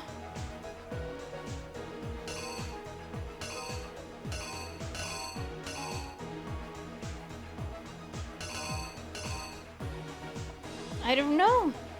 I mean, yeah, I'll say this one because it's exercising, and then here, this one.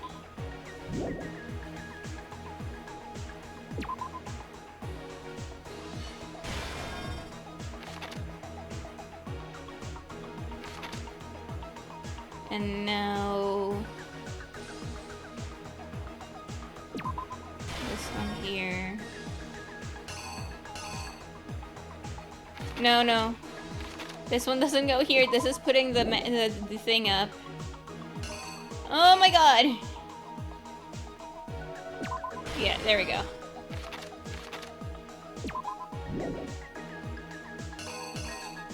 Now this. And there was... No. It's this one that goes here. And this goes here. No, that doesn't go there. Oh my god! This is so complicated! What the heck? Can't believe this is so complicated.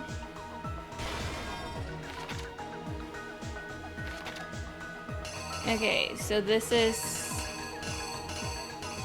where my Makoto comes in.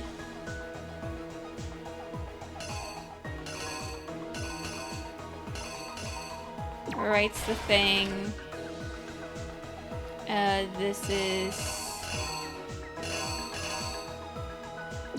This is here. And this is here. So I am missing this one.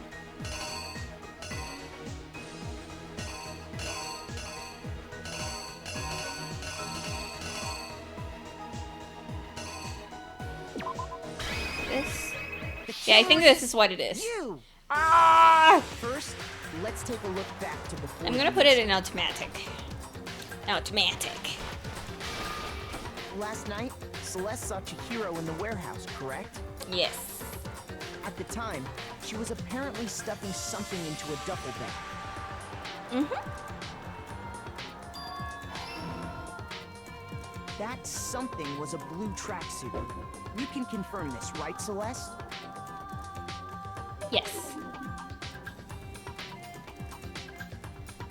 With bag in hand, Chihiro headed out, even though it was officially nighttime. She made her way to the locker room, specifically the boys' locker room. But how could the victim, who was apparently a girl, access the boys' locker room? Oh, I didn't write. I need to rearrange the events. Oh! Okay, so if that's not there...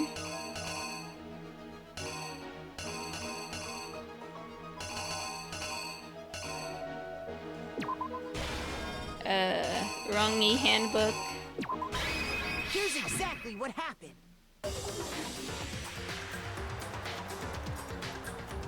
With bag in hand, she made her way to the locker. But how could the victim, who was apparently a girl, access the boys' locker room? Oh, okay. I just got them in the wrong order. Simple. Because she was really a he. Which means he was able to use his own e-handbook to gain entrance to the boys' locker room. Don't.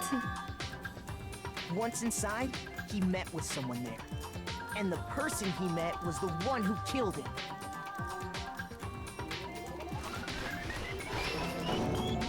It seems likely that the killer grabbed the nearby dumbbell, approached the unsuspecting Chihiro,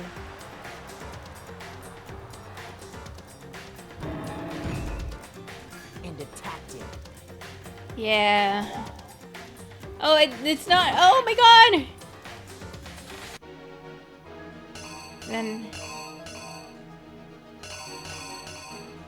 if it's not this one, maybe this one. Here's exactly what oh my god, I'm gonna end up dying. And attacked him. And that's so I had it right first, okay. And carpeting in the boys' locker room came from.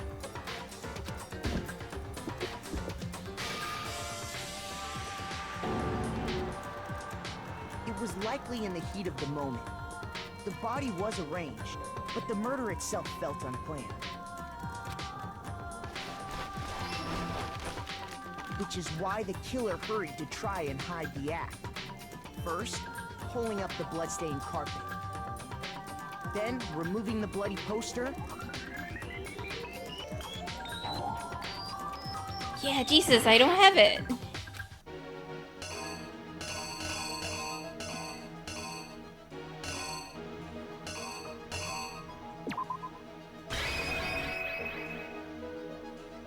I mean, I guess. The killer is you! Which is why the then removing... That's not it! What the fuck? I'm at my last heart. Oh boy. So that's not it.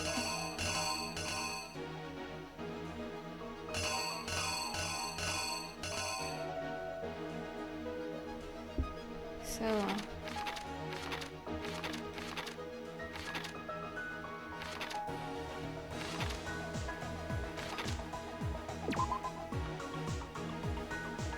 this one goes here.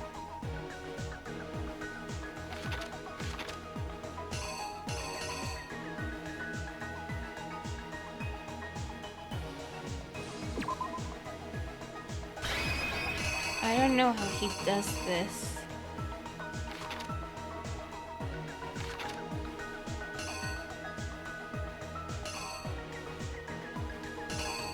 This is a part that I don't know.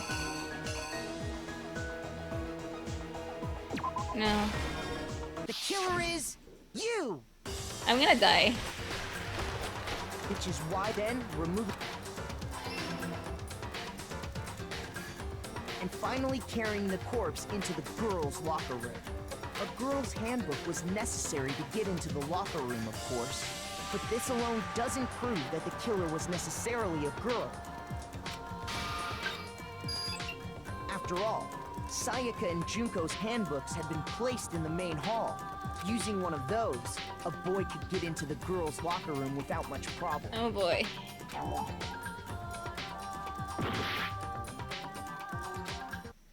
Oh no, I don't, nobody believes me!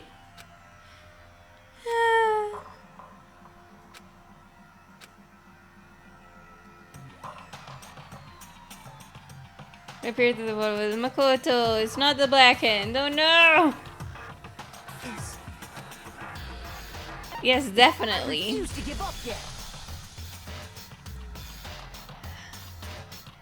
I don't know then.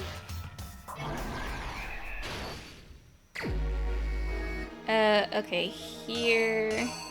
And Makoto flub dub. Too sus. Definitely too sus. Where was the... there it is. Okay. And then this one here, and this one here.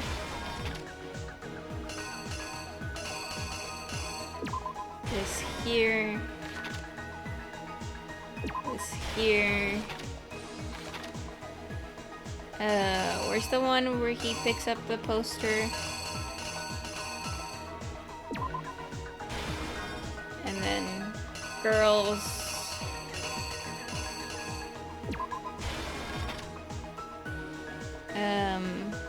Places the poster.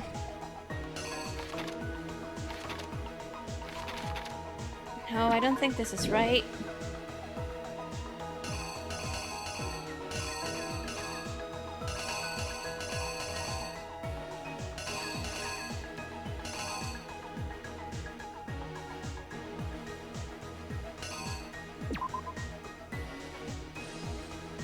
No.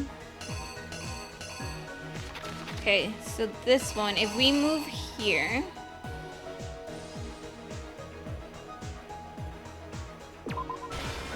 There. This. I know this is here, and this is here. So, what could go here? The dumbbell, or the card, or that.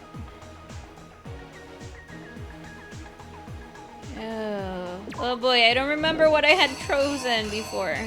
The dumbbell? Here's exactly what happened. First. Okay, we can speed forward through this. I'm shrimping!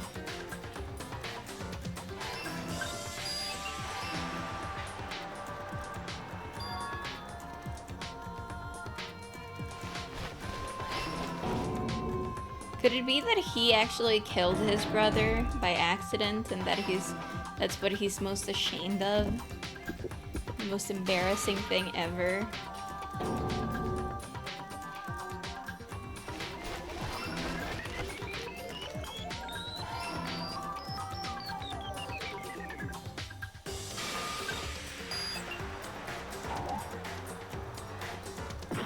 Oh my god, okay, so it's clearly not that. This doesn't make sense here. I don't remember if I've done this one. What happened? No, that's not it either. What the fuck? What the actual fuck?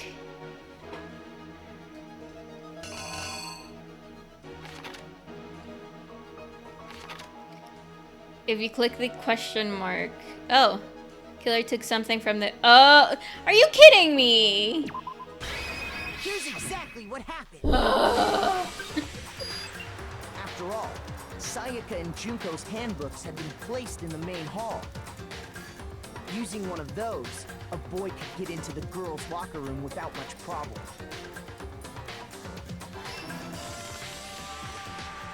And that's exactly how the killer did it.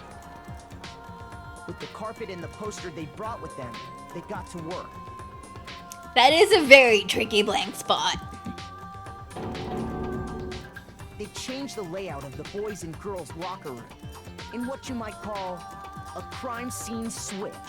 I also forgot that if you click the question mark, they give you clues, because I think I wouldn't have gotten so bad. But no. Byakuya discovered the body and decided to intervene in the situation, making things even more complicated. Oh yeah, no, that face, that Byakuya face is 100% what it is. Stumbling on the like, that's Byakuya. He went and grabbed the extension cord from the library, and then he got to work. He used the cord to string up Chihiro's lifeless body.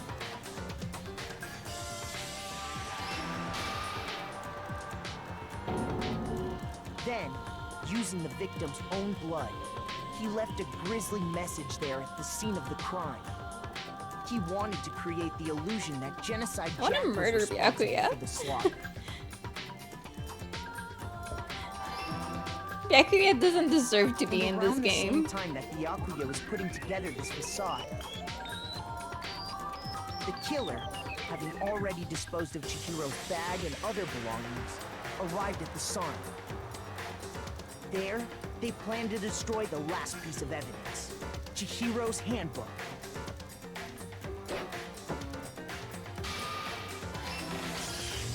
And just as the killer expected, the steamy sauna was enough to ruin the electronic gadget.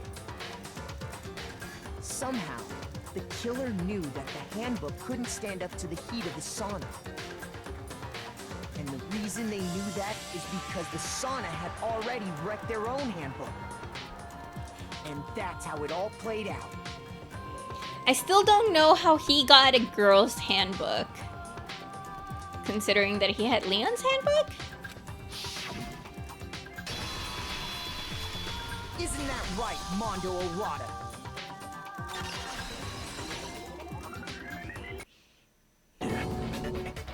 Wait. No. This can't be right. Where's your evidence? Yeah. Where's your evidence? You need evidence. You need proof. Without any proof, you can't pin any of this on him. Oh, Taka.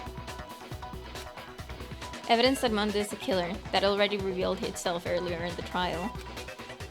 If I can somehow show where Mondo's handbook is right now, once I do that, everything will become clear. New element has been added. Oh my god, yes. Tell me more, tell me more. Let's talk a little bit about fever time and nega time. Oh. During the bullet time battles, if you press the space key, fever time will activate and the tempo will be forced to its max. At this point, if you push the buttons at random, you won't miss. So you can push RMB, LMB, RMB, however. Oh, left, okay. However you want to destroy the opponent's verbal assault. But this only lasts until your focus gauge runs out. So make it the best possible use of your time. Of course, it wouldn't be fair if only you got to access special time, right? So we've also prepared something called nega time that your opponent can't use. Oh my fucking god. This game is already difficult enough! Jesus. The opponent activates nega time during bullet time battle. Your tempo marker will disappear, making it quite a bit tougher to hit the buttons in rhythm. If you activate fever time at this point... No, never mind. I'm sure nothing would happen. I don't know. I don't know what I was worried about. Unsurprisingly, if your action is set to gentle, the opponent won't use nega time. Nega time! What was it? Nega Scott Pilgrim. Well then, good luck and have fun! Nega Scott. Okay, so this is the part that I actually hate the most about this. Show me some evidence. You're wrong. I won't listen. I refute you. False. Show me some evidence. I won't listen. False. I refuse to vote. Show me some evidence. You're wrong. I won't listen. I refute you. False. Show me some evidence. I won't listen. False. You're corrupt. I refuse to vote. I refute you. False. You're corrupt. Show me some evidence. Show me any proof you can pin on him. Oh, I didn't have to change the bullet. Okay. Oh, this is hard. This is so hard. far is right, Mondo must have replaced his broken handbook with Leon's. In which case, we can just check each of our handbooks right now. Once we do that, we'll... We don't gotta do that. Huh? Yeah. Yeah. I did it. I killed him. grossed me out. Chihiro was my favorite. And then. Oh, we got an A. Yeah, we did it. We did it. We got an A.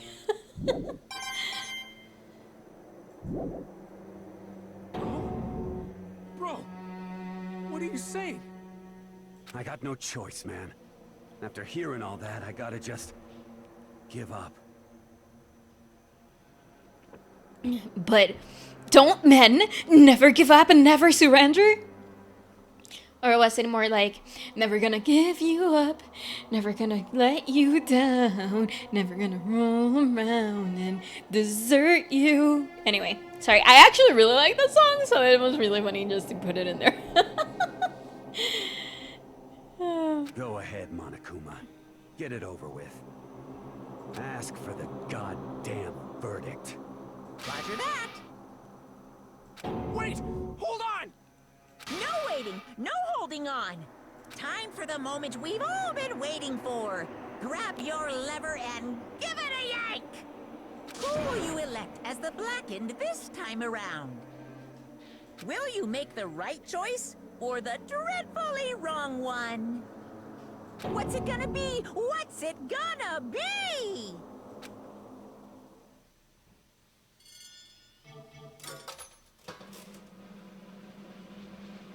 Dun, dun, dun.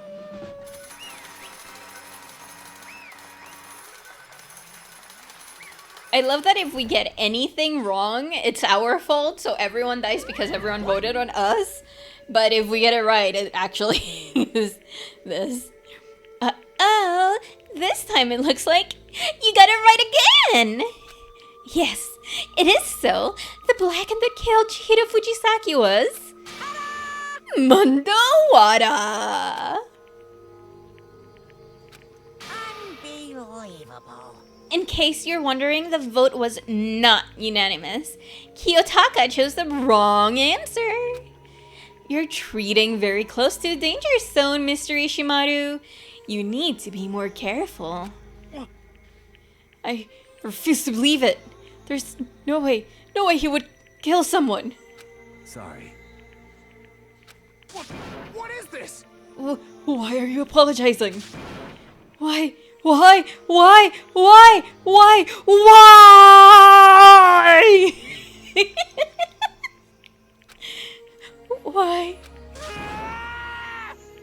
did you do it? Now then. Well, it looks like Mondo's taking a vow of silence, so allow me to explain on his behalf. Actually... The story of the murder this time is the sad story of two men. Oh, but for anyone that doesn't want to hear it, you can hit the control key to fast forward through the text. Oh, is it really that bad? Is it really that bad? Oh no, I'm worried. I mean, I really want to hear it, but I'm worried. Oh, I'm worried. Let's do it. Anyway, there was once a young boy, and his name was Chihiro Fujisaki. Oh, okay.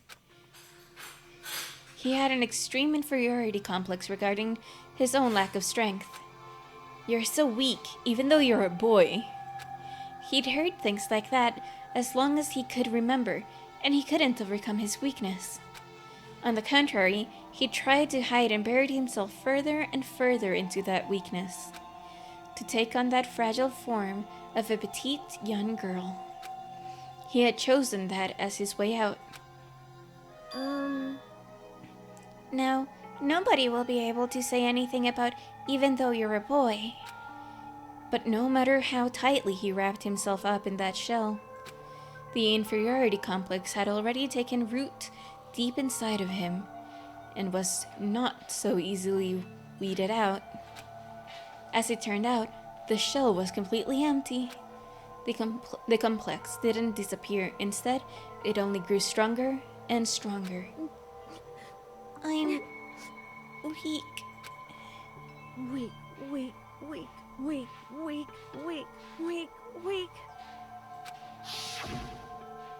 Once the killing game had begun here at school, he had no choice but to accept this fact. After all, this world is survival of the fittest. If you're not strong, you don't survive.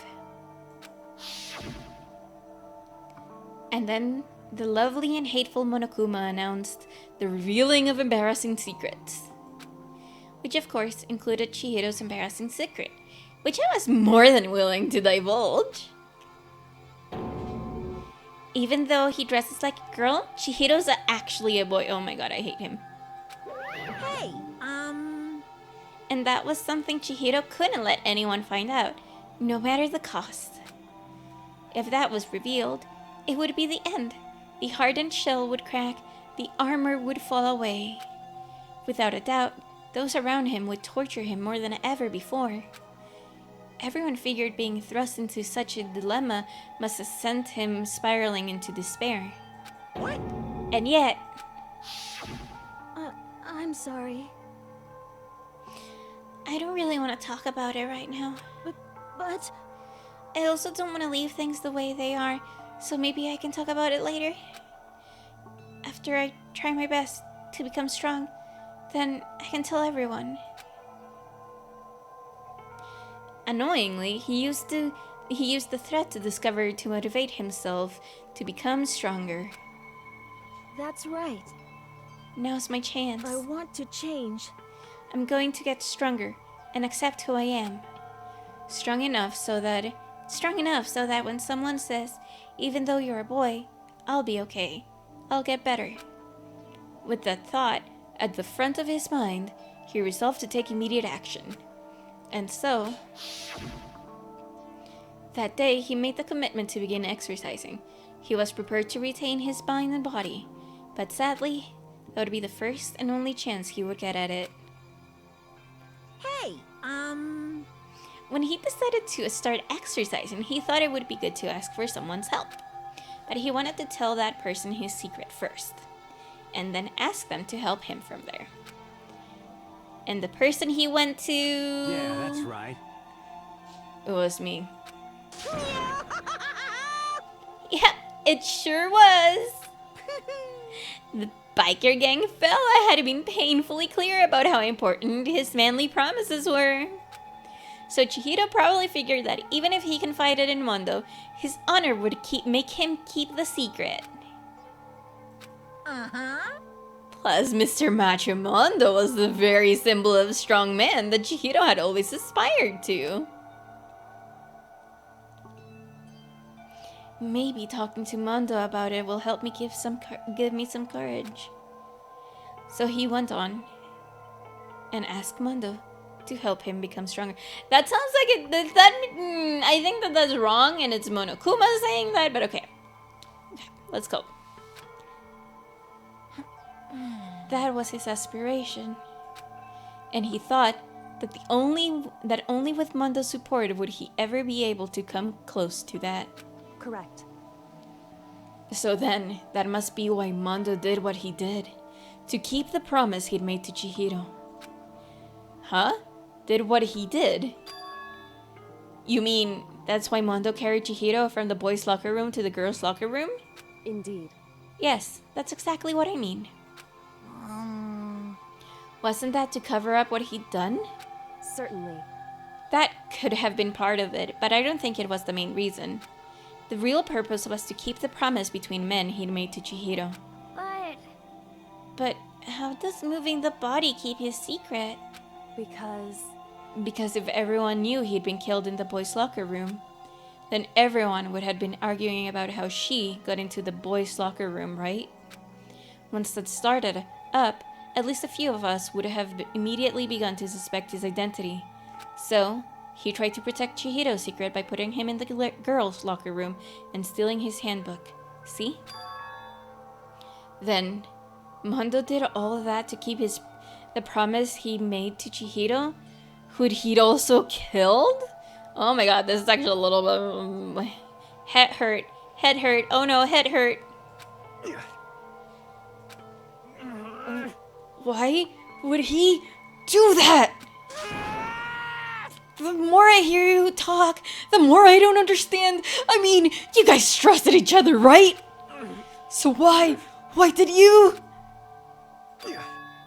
Because no matter what, I didn't want anyone to know. I knew it. So that's what triggered it, after all. The possibility of having your embarrassing memories and secrets exposed. What is this? That's impossible. Nothing could have been that bad. Something he didn't want anyone to know, even if it meant killing someone? You're wrong. It's impossible. Don't make me repeat myself. How many times must I repeat myself, says Byakuya, who we actually want dead but isn't dead yet, apparently. To judge others by your own standard is the height of folly. Even if you can't comprehend it, he obviously can. That's all there is to it. Well, while we're on the subject, why don't I tell you? That embarrassing memory, the secret he didn't want anyone to know. Hey, You know what Mondo did? Oh, called it!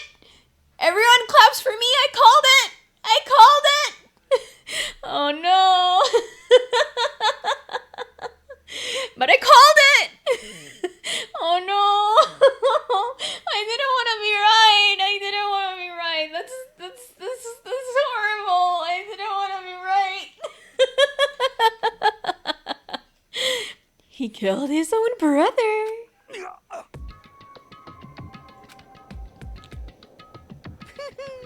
Mondo, the ultimate biker gang leader, makes all the hoodlums and riffraff across the country to tremble. But the only reason he had the chance to join a gang in the first place was because of a certain someone. Mondo's older brother, name was Daya Owada.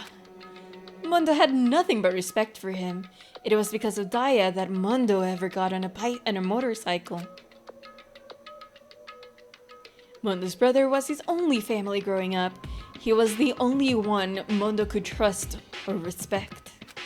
He wanted to measure up to his big brother, so he imitated him in everything he did.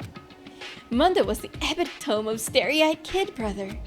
Meanwhile, the charismatic older brother had put together a local motorcycle gang. And before anyone knew it, it had grown into the biggest biker gang in the country. Daya, the older brother, number 1 in the gang, and his number 2, his younger brother Mondo. In the beginning, everything was peaches and gravy. But when Mondo started to think about how he would have to take over the gang from his brother someday, his brother's greatness, his reputation, began to gnaw at Mondo's very soul.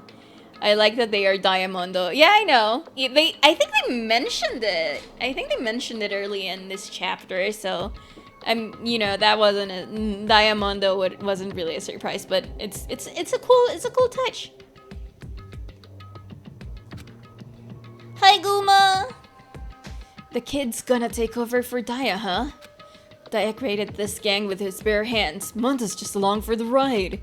Can someone like that really be our leader? All that'll do is make the gang look bad.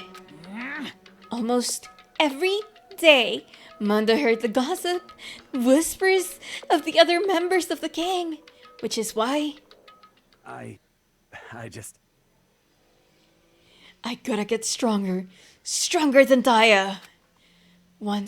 Just one time, no matter what. I gotta win. Don't fuck with me. I don't care what it takes. I gotta come out on top. And on the night of his amazing brother's retirement ceremony, Mondo challenged him to a street race. But during the race, tragedy starts. Byakuya is not dead, but my speaking ability, very much so. But during the race, tragedy struck. The kid brother pushed ahead with a reckless abandon, eager for victory, and dashed into oncoming traffic. But suddenly,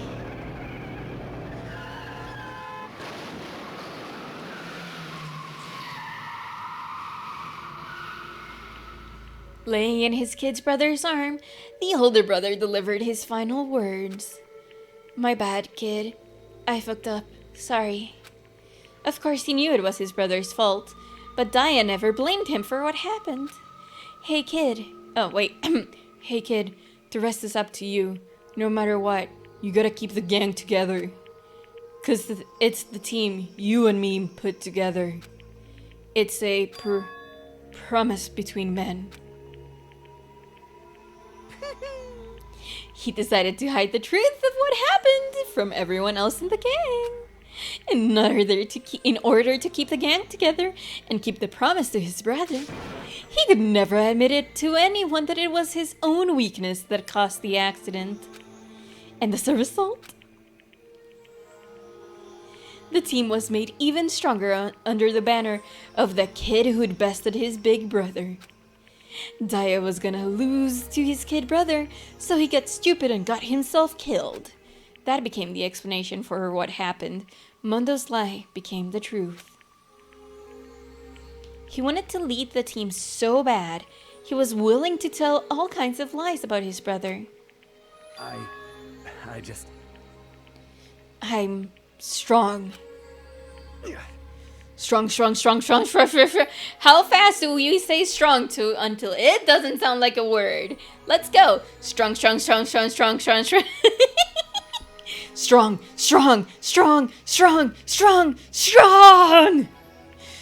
Ah! And yet, as soon as our killing game began, he realized no matter how tough he pretended to be, he was just another weakling that could die in an instant.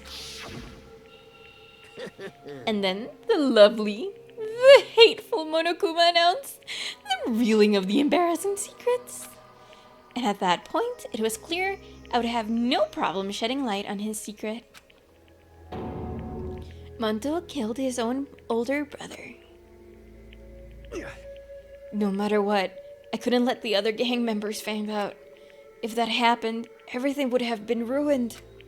Everything me and my brother had worked to create would have been destroyed. His death, all the guilt I'd been carrying around, would have been for nothing. So that's why... Mondo. After I saw what Monokuma had on me, my head filled up with a kind of fuzzy uneasiness and just started swirling around. I never felt anything like it before. I didn't know what to do about it. I wasn't sure what to think or say, but after a while, that fuzzy uneasiness turned itself into a rock-hard lump of anxiety way down in my stomach.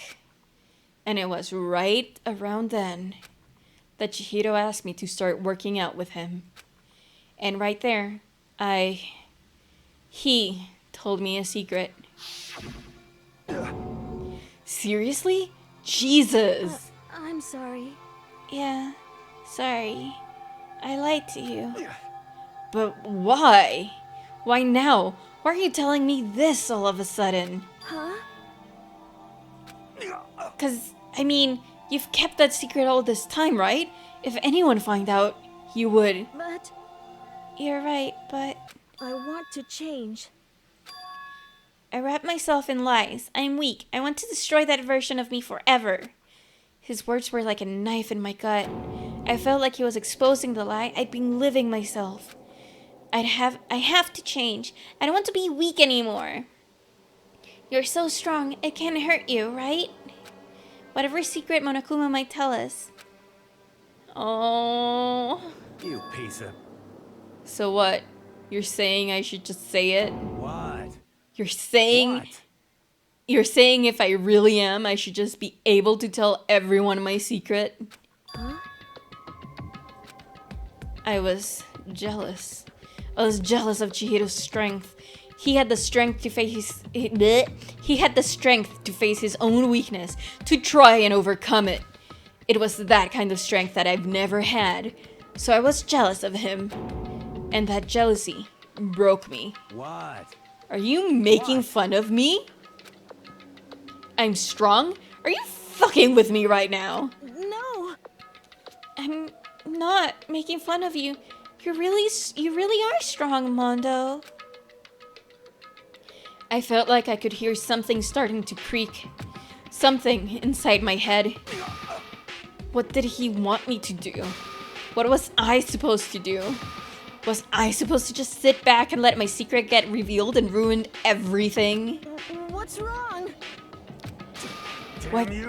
Why did you have to tell me all that? Are you trying to rub my failure in my face? I just wanted to... No, I just really admire you. I admire your strength. Yeah, that's right. That's right. I am strong. Strong. I am strong. Strong. Stronger than you. You son of a bitch. And stronger than Daya. I don't remember anything after that. When I woke up again, he was laying at my feet, covered in blood. I had the dumbbell in my hand, and I was just staring at him down on the ground. Hey! I killed him. Oh, we said it at the same time. Jinx? I killed Chihiro. Even after all this time, I'm still just as weak as I've always been. And thanks to that, I did something I can never take back. Mondo. He was normally so aggressive, so angry. He hid that weak side away from everyone. That was his secret. Oh my god, I cannot speak. Oh my god, I can't speak. And I want to stream a lot. Maybe I should get like speech therapy or something. A weakness like that lived in a heart like his, and it turned him cold-blooded. God damn it. Wait, I can do this. I need a little bit of water.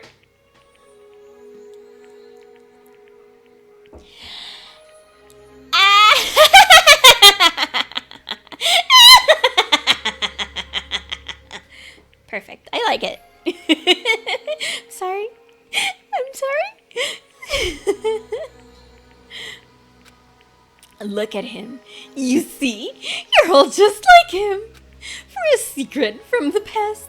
For a memory. For that he killed another living human in cold blood. He couldn't cut free of his regrets from the outside world. He doesn't know what true strength is. Do you see hope anywhere in there? 'Cause I sure don't. You bastard. Shh, just shut up, you son of a bitch. Go ahead, say that again. I dare you. Yep. Okay, I'll say it as many times as I want. Is what I want to say, but... Unfortunately, I can't do that right now because the time for the punishing is fast approaching. Punishing? It can't be. You mean execution? Also, I got a shiver down my spine. Well now. That's what I promised you, right? The placken that disturbs the peace will be punished. Ridiculous. Hold on. Now then, I prepared a very special punishment. For Mondo Owada, the ultimate biker gang leader. No, wait! Let's give it everything we've got. It's punishment time. I said wait! Sorry, man. I couldn't keep the promise we made. From one man to another. This is gonna be terrifying. This is gonna be the worst. Game over. Mondo has been found guilty. Time for the punishment.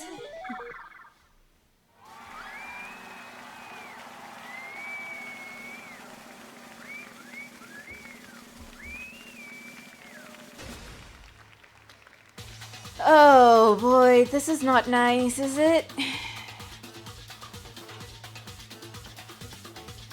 Monokuma with the pompadour, that's hilarious.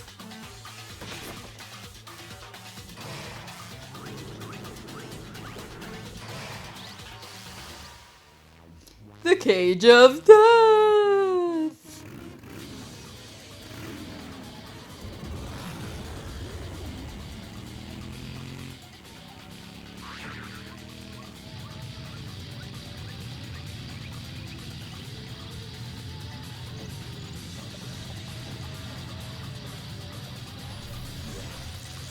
Oh, okay. This isn't...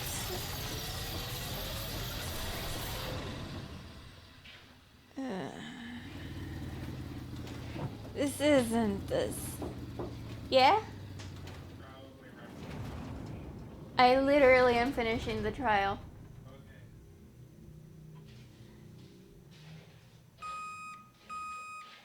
Oh no, what is that?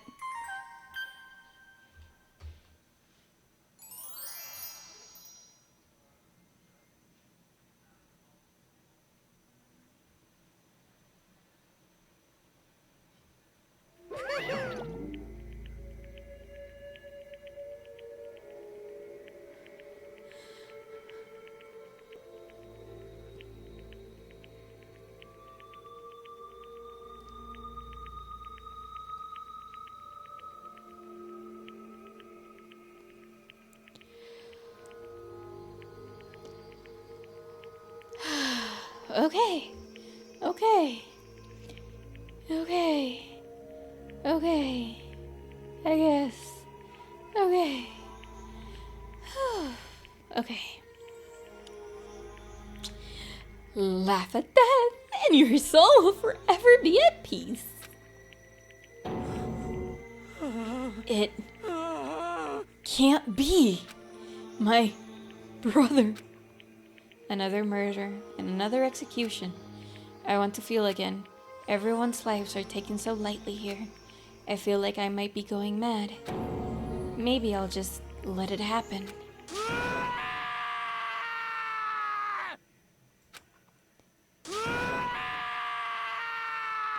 Yeah, pretty accurate, Taka. As Taka's sad screams invaded our skulls, we were each forced to realize once again. But of course he had to. What a disappointment. This is the end of the game. Byakuya? What is this? You're completely insane, you know that? A game? One of our friends is dead. Do you realize that? Naturally. Of course I do, because this is a game. Because this game is life or death. Hey. I don't have anything to say to you. I don't have a response except that. However, I just don't understand why. Why did you go out of your way to disguise Mondo's crime? What? Why? Isn't it obvious? Because it made things more interesting.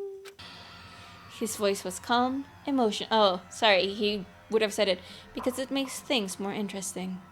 His voice was calm, emotionless. Like the voice of death. It chilled me to the bone. Last night, when the murder took place, I was in the library as usual. Honestly. So you ignored the nighttime rule too. The rule never mattered to me. I don't recall agreeing to it. There is nothing to be done. Well, I don't particularly care. Please continue. The night grew late, and I decided to return to my room, which is when I stumbled upon him. I spotted Mondo coming out of the girls' locker room. After he'd gone, I walked inside and saw the corpse. You mean you actually witnessed the murder? He was such a fool. He didn't have the slightest idea that I'd seen him. Well, so you're saying you knew who the culprit was from the very beginning? That's right. Indeed. But if that had been the end of it, how boring would that have been? I mean, what a waste of time to have the answer revealed right at the beginning. Which is why I decided to lend a little helping hand. I thought it would liven things up. You did all that to liven things up? I see. So after hearing about Genocide Jack from Toko, you decided to use that to create the fake murder scene? But... Damn, man. If you hadn't figured out who'd really done it, you would have been dead too, right? Well, obviously I would have revealed the truth before it reached that point. Of course. Byakuya turned and looked at me in the eye. I could feel his sharp eyes piercing into me. Thanks to a certain remarkable someone, it never did, and I was able to perform an interesting experiment. Interesting. Once I do decide to become blackened, I know who I'll have to watch out for. Correct. So that was your reason. Are you satisfied? Indeed. Yes. We're done listening to your story. Moving on. Hey. There's something I'd like to ask Monokuma. What's this? Oh, I'm up next. You... You like to perform these elaborate executions each time, correct? My question is, why? Do you like them? But you know, this punishment, this despair, is not just for you. Oh, this punishment, oh, this despair, is my gift to mankind itself. What? You're over-exaggerating. I am not over-exaggerating. These punishments are meant to transform all hope to despair. Damn. What do you mean? Mean? Mean? Mean. What the heck? Mean. Good grief. I don't understand why you have to pick apart every little stupid thing. Whatever. It doesn't matter. In the end, I'm going to stand alone as the victor, and then everything will be revealed to me. Ooh, how exciting. The noble son of a noble family. Truly, you understand me? I think this is the start of a terrifying friendship. That's enough. Shut up. I would never stoop to the level of a childish criminal like you. Let me just say this. After I have achieved complete victory, you're up next. I'm going to find you and kill you. Understand? In the name of my family. In the name of the Togami family, for which victory is a foregone conclusion. You're getting all riled up. Ooh, so cool. It's like you're the main character of a video game or something. No trash mob for you. I swear, whatever it takes, I will kill you. Temper. Sounds like someone needs a nap.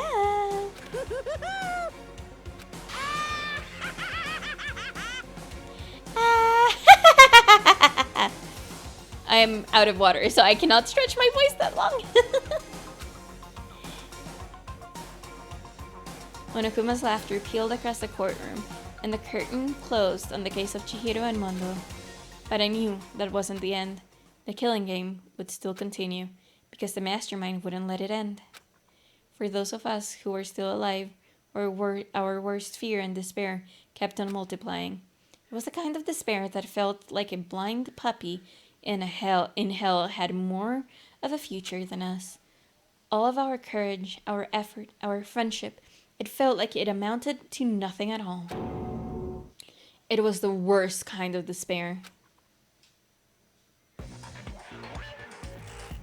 Well, anyway, like I was saying, this is a pretty good spot. Yeah, a really good spot. Anyway, isn't it amazing how that girl went and killed someone before things even had a chance to get boring? Once things really get moving, it'll be like a roller coaster. There won't be any stopping it. Fear and despair charge forward at a speed nothing can hope to match. But I must admit, I'm disappointed. I went to all the pain and effort of making you part of the group, and you couldn't play your part. Oh, this is the 16th character. You do remember you were supposed to make the first move, right? Yeah. Well, no biggie. Nothing we can do about it now, so just do your best to make things more exciting from now on, okay? After all, that's what everyone wants to see. There's one thing I'd like to ask you. As long as you don't want to know my measurements, fire away! Who is it? The Oh, so it isn't. So he isn't. Okay. The 16th high school student, I mean. My, you really took me by surprise there. I know I said you could ask anything, but... Super denied, ultra denied, demonic denied! Because you see, that's my ace in the hole. And nobody'd be dumb enough to reveal that, right? No matter how close they were to their friend.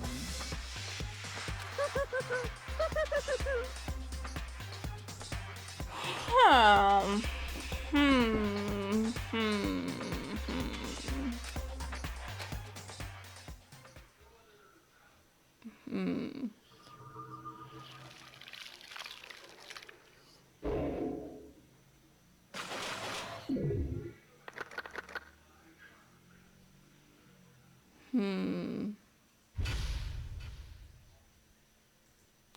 I mean, this is a good of a crazy diamond present. Oh, thank you.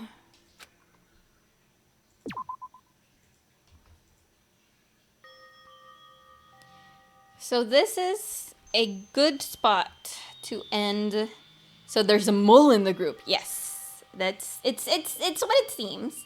It's what everyone says. It's what it is.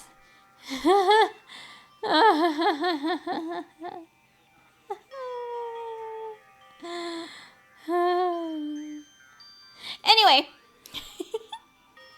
Anyway.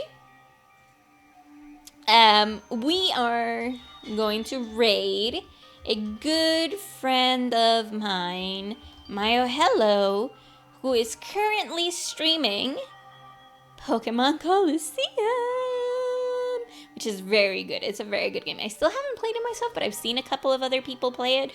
I'm especially watching this guy called Sephiroth1204 on YouTube. He's playing through it. Very good. Anyway, let's go ahead and show Mayo some hugs and happiness. So let's just hashtag everything is fine. That's the hashtag. That's what we're gonna rate him with. Thank you guys so very much for stopping by, and I'll see you tomorrow for chapter 3. Chapter 3 of Danganronpa. Bye everyone. Bye. Bye. Bye. Bye. Bye. Bye. Bye. Bye. Bye. Bye. Bye. Bye. Bye. Bye. I say as I can't press the end stream button. Bye.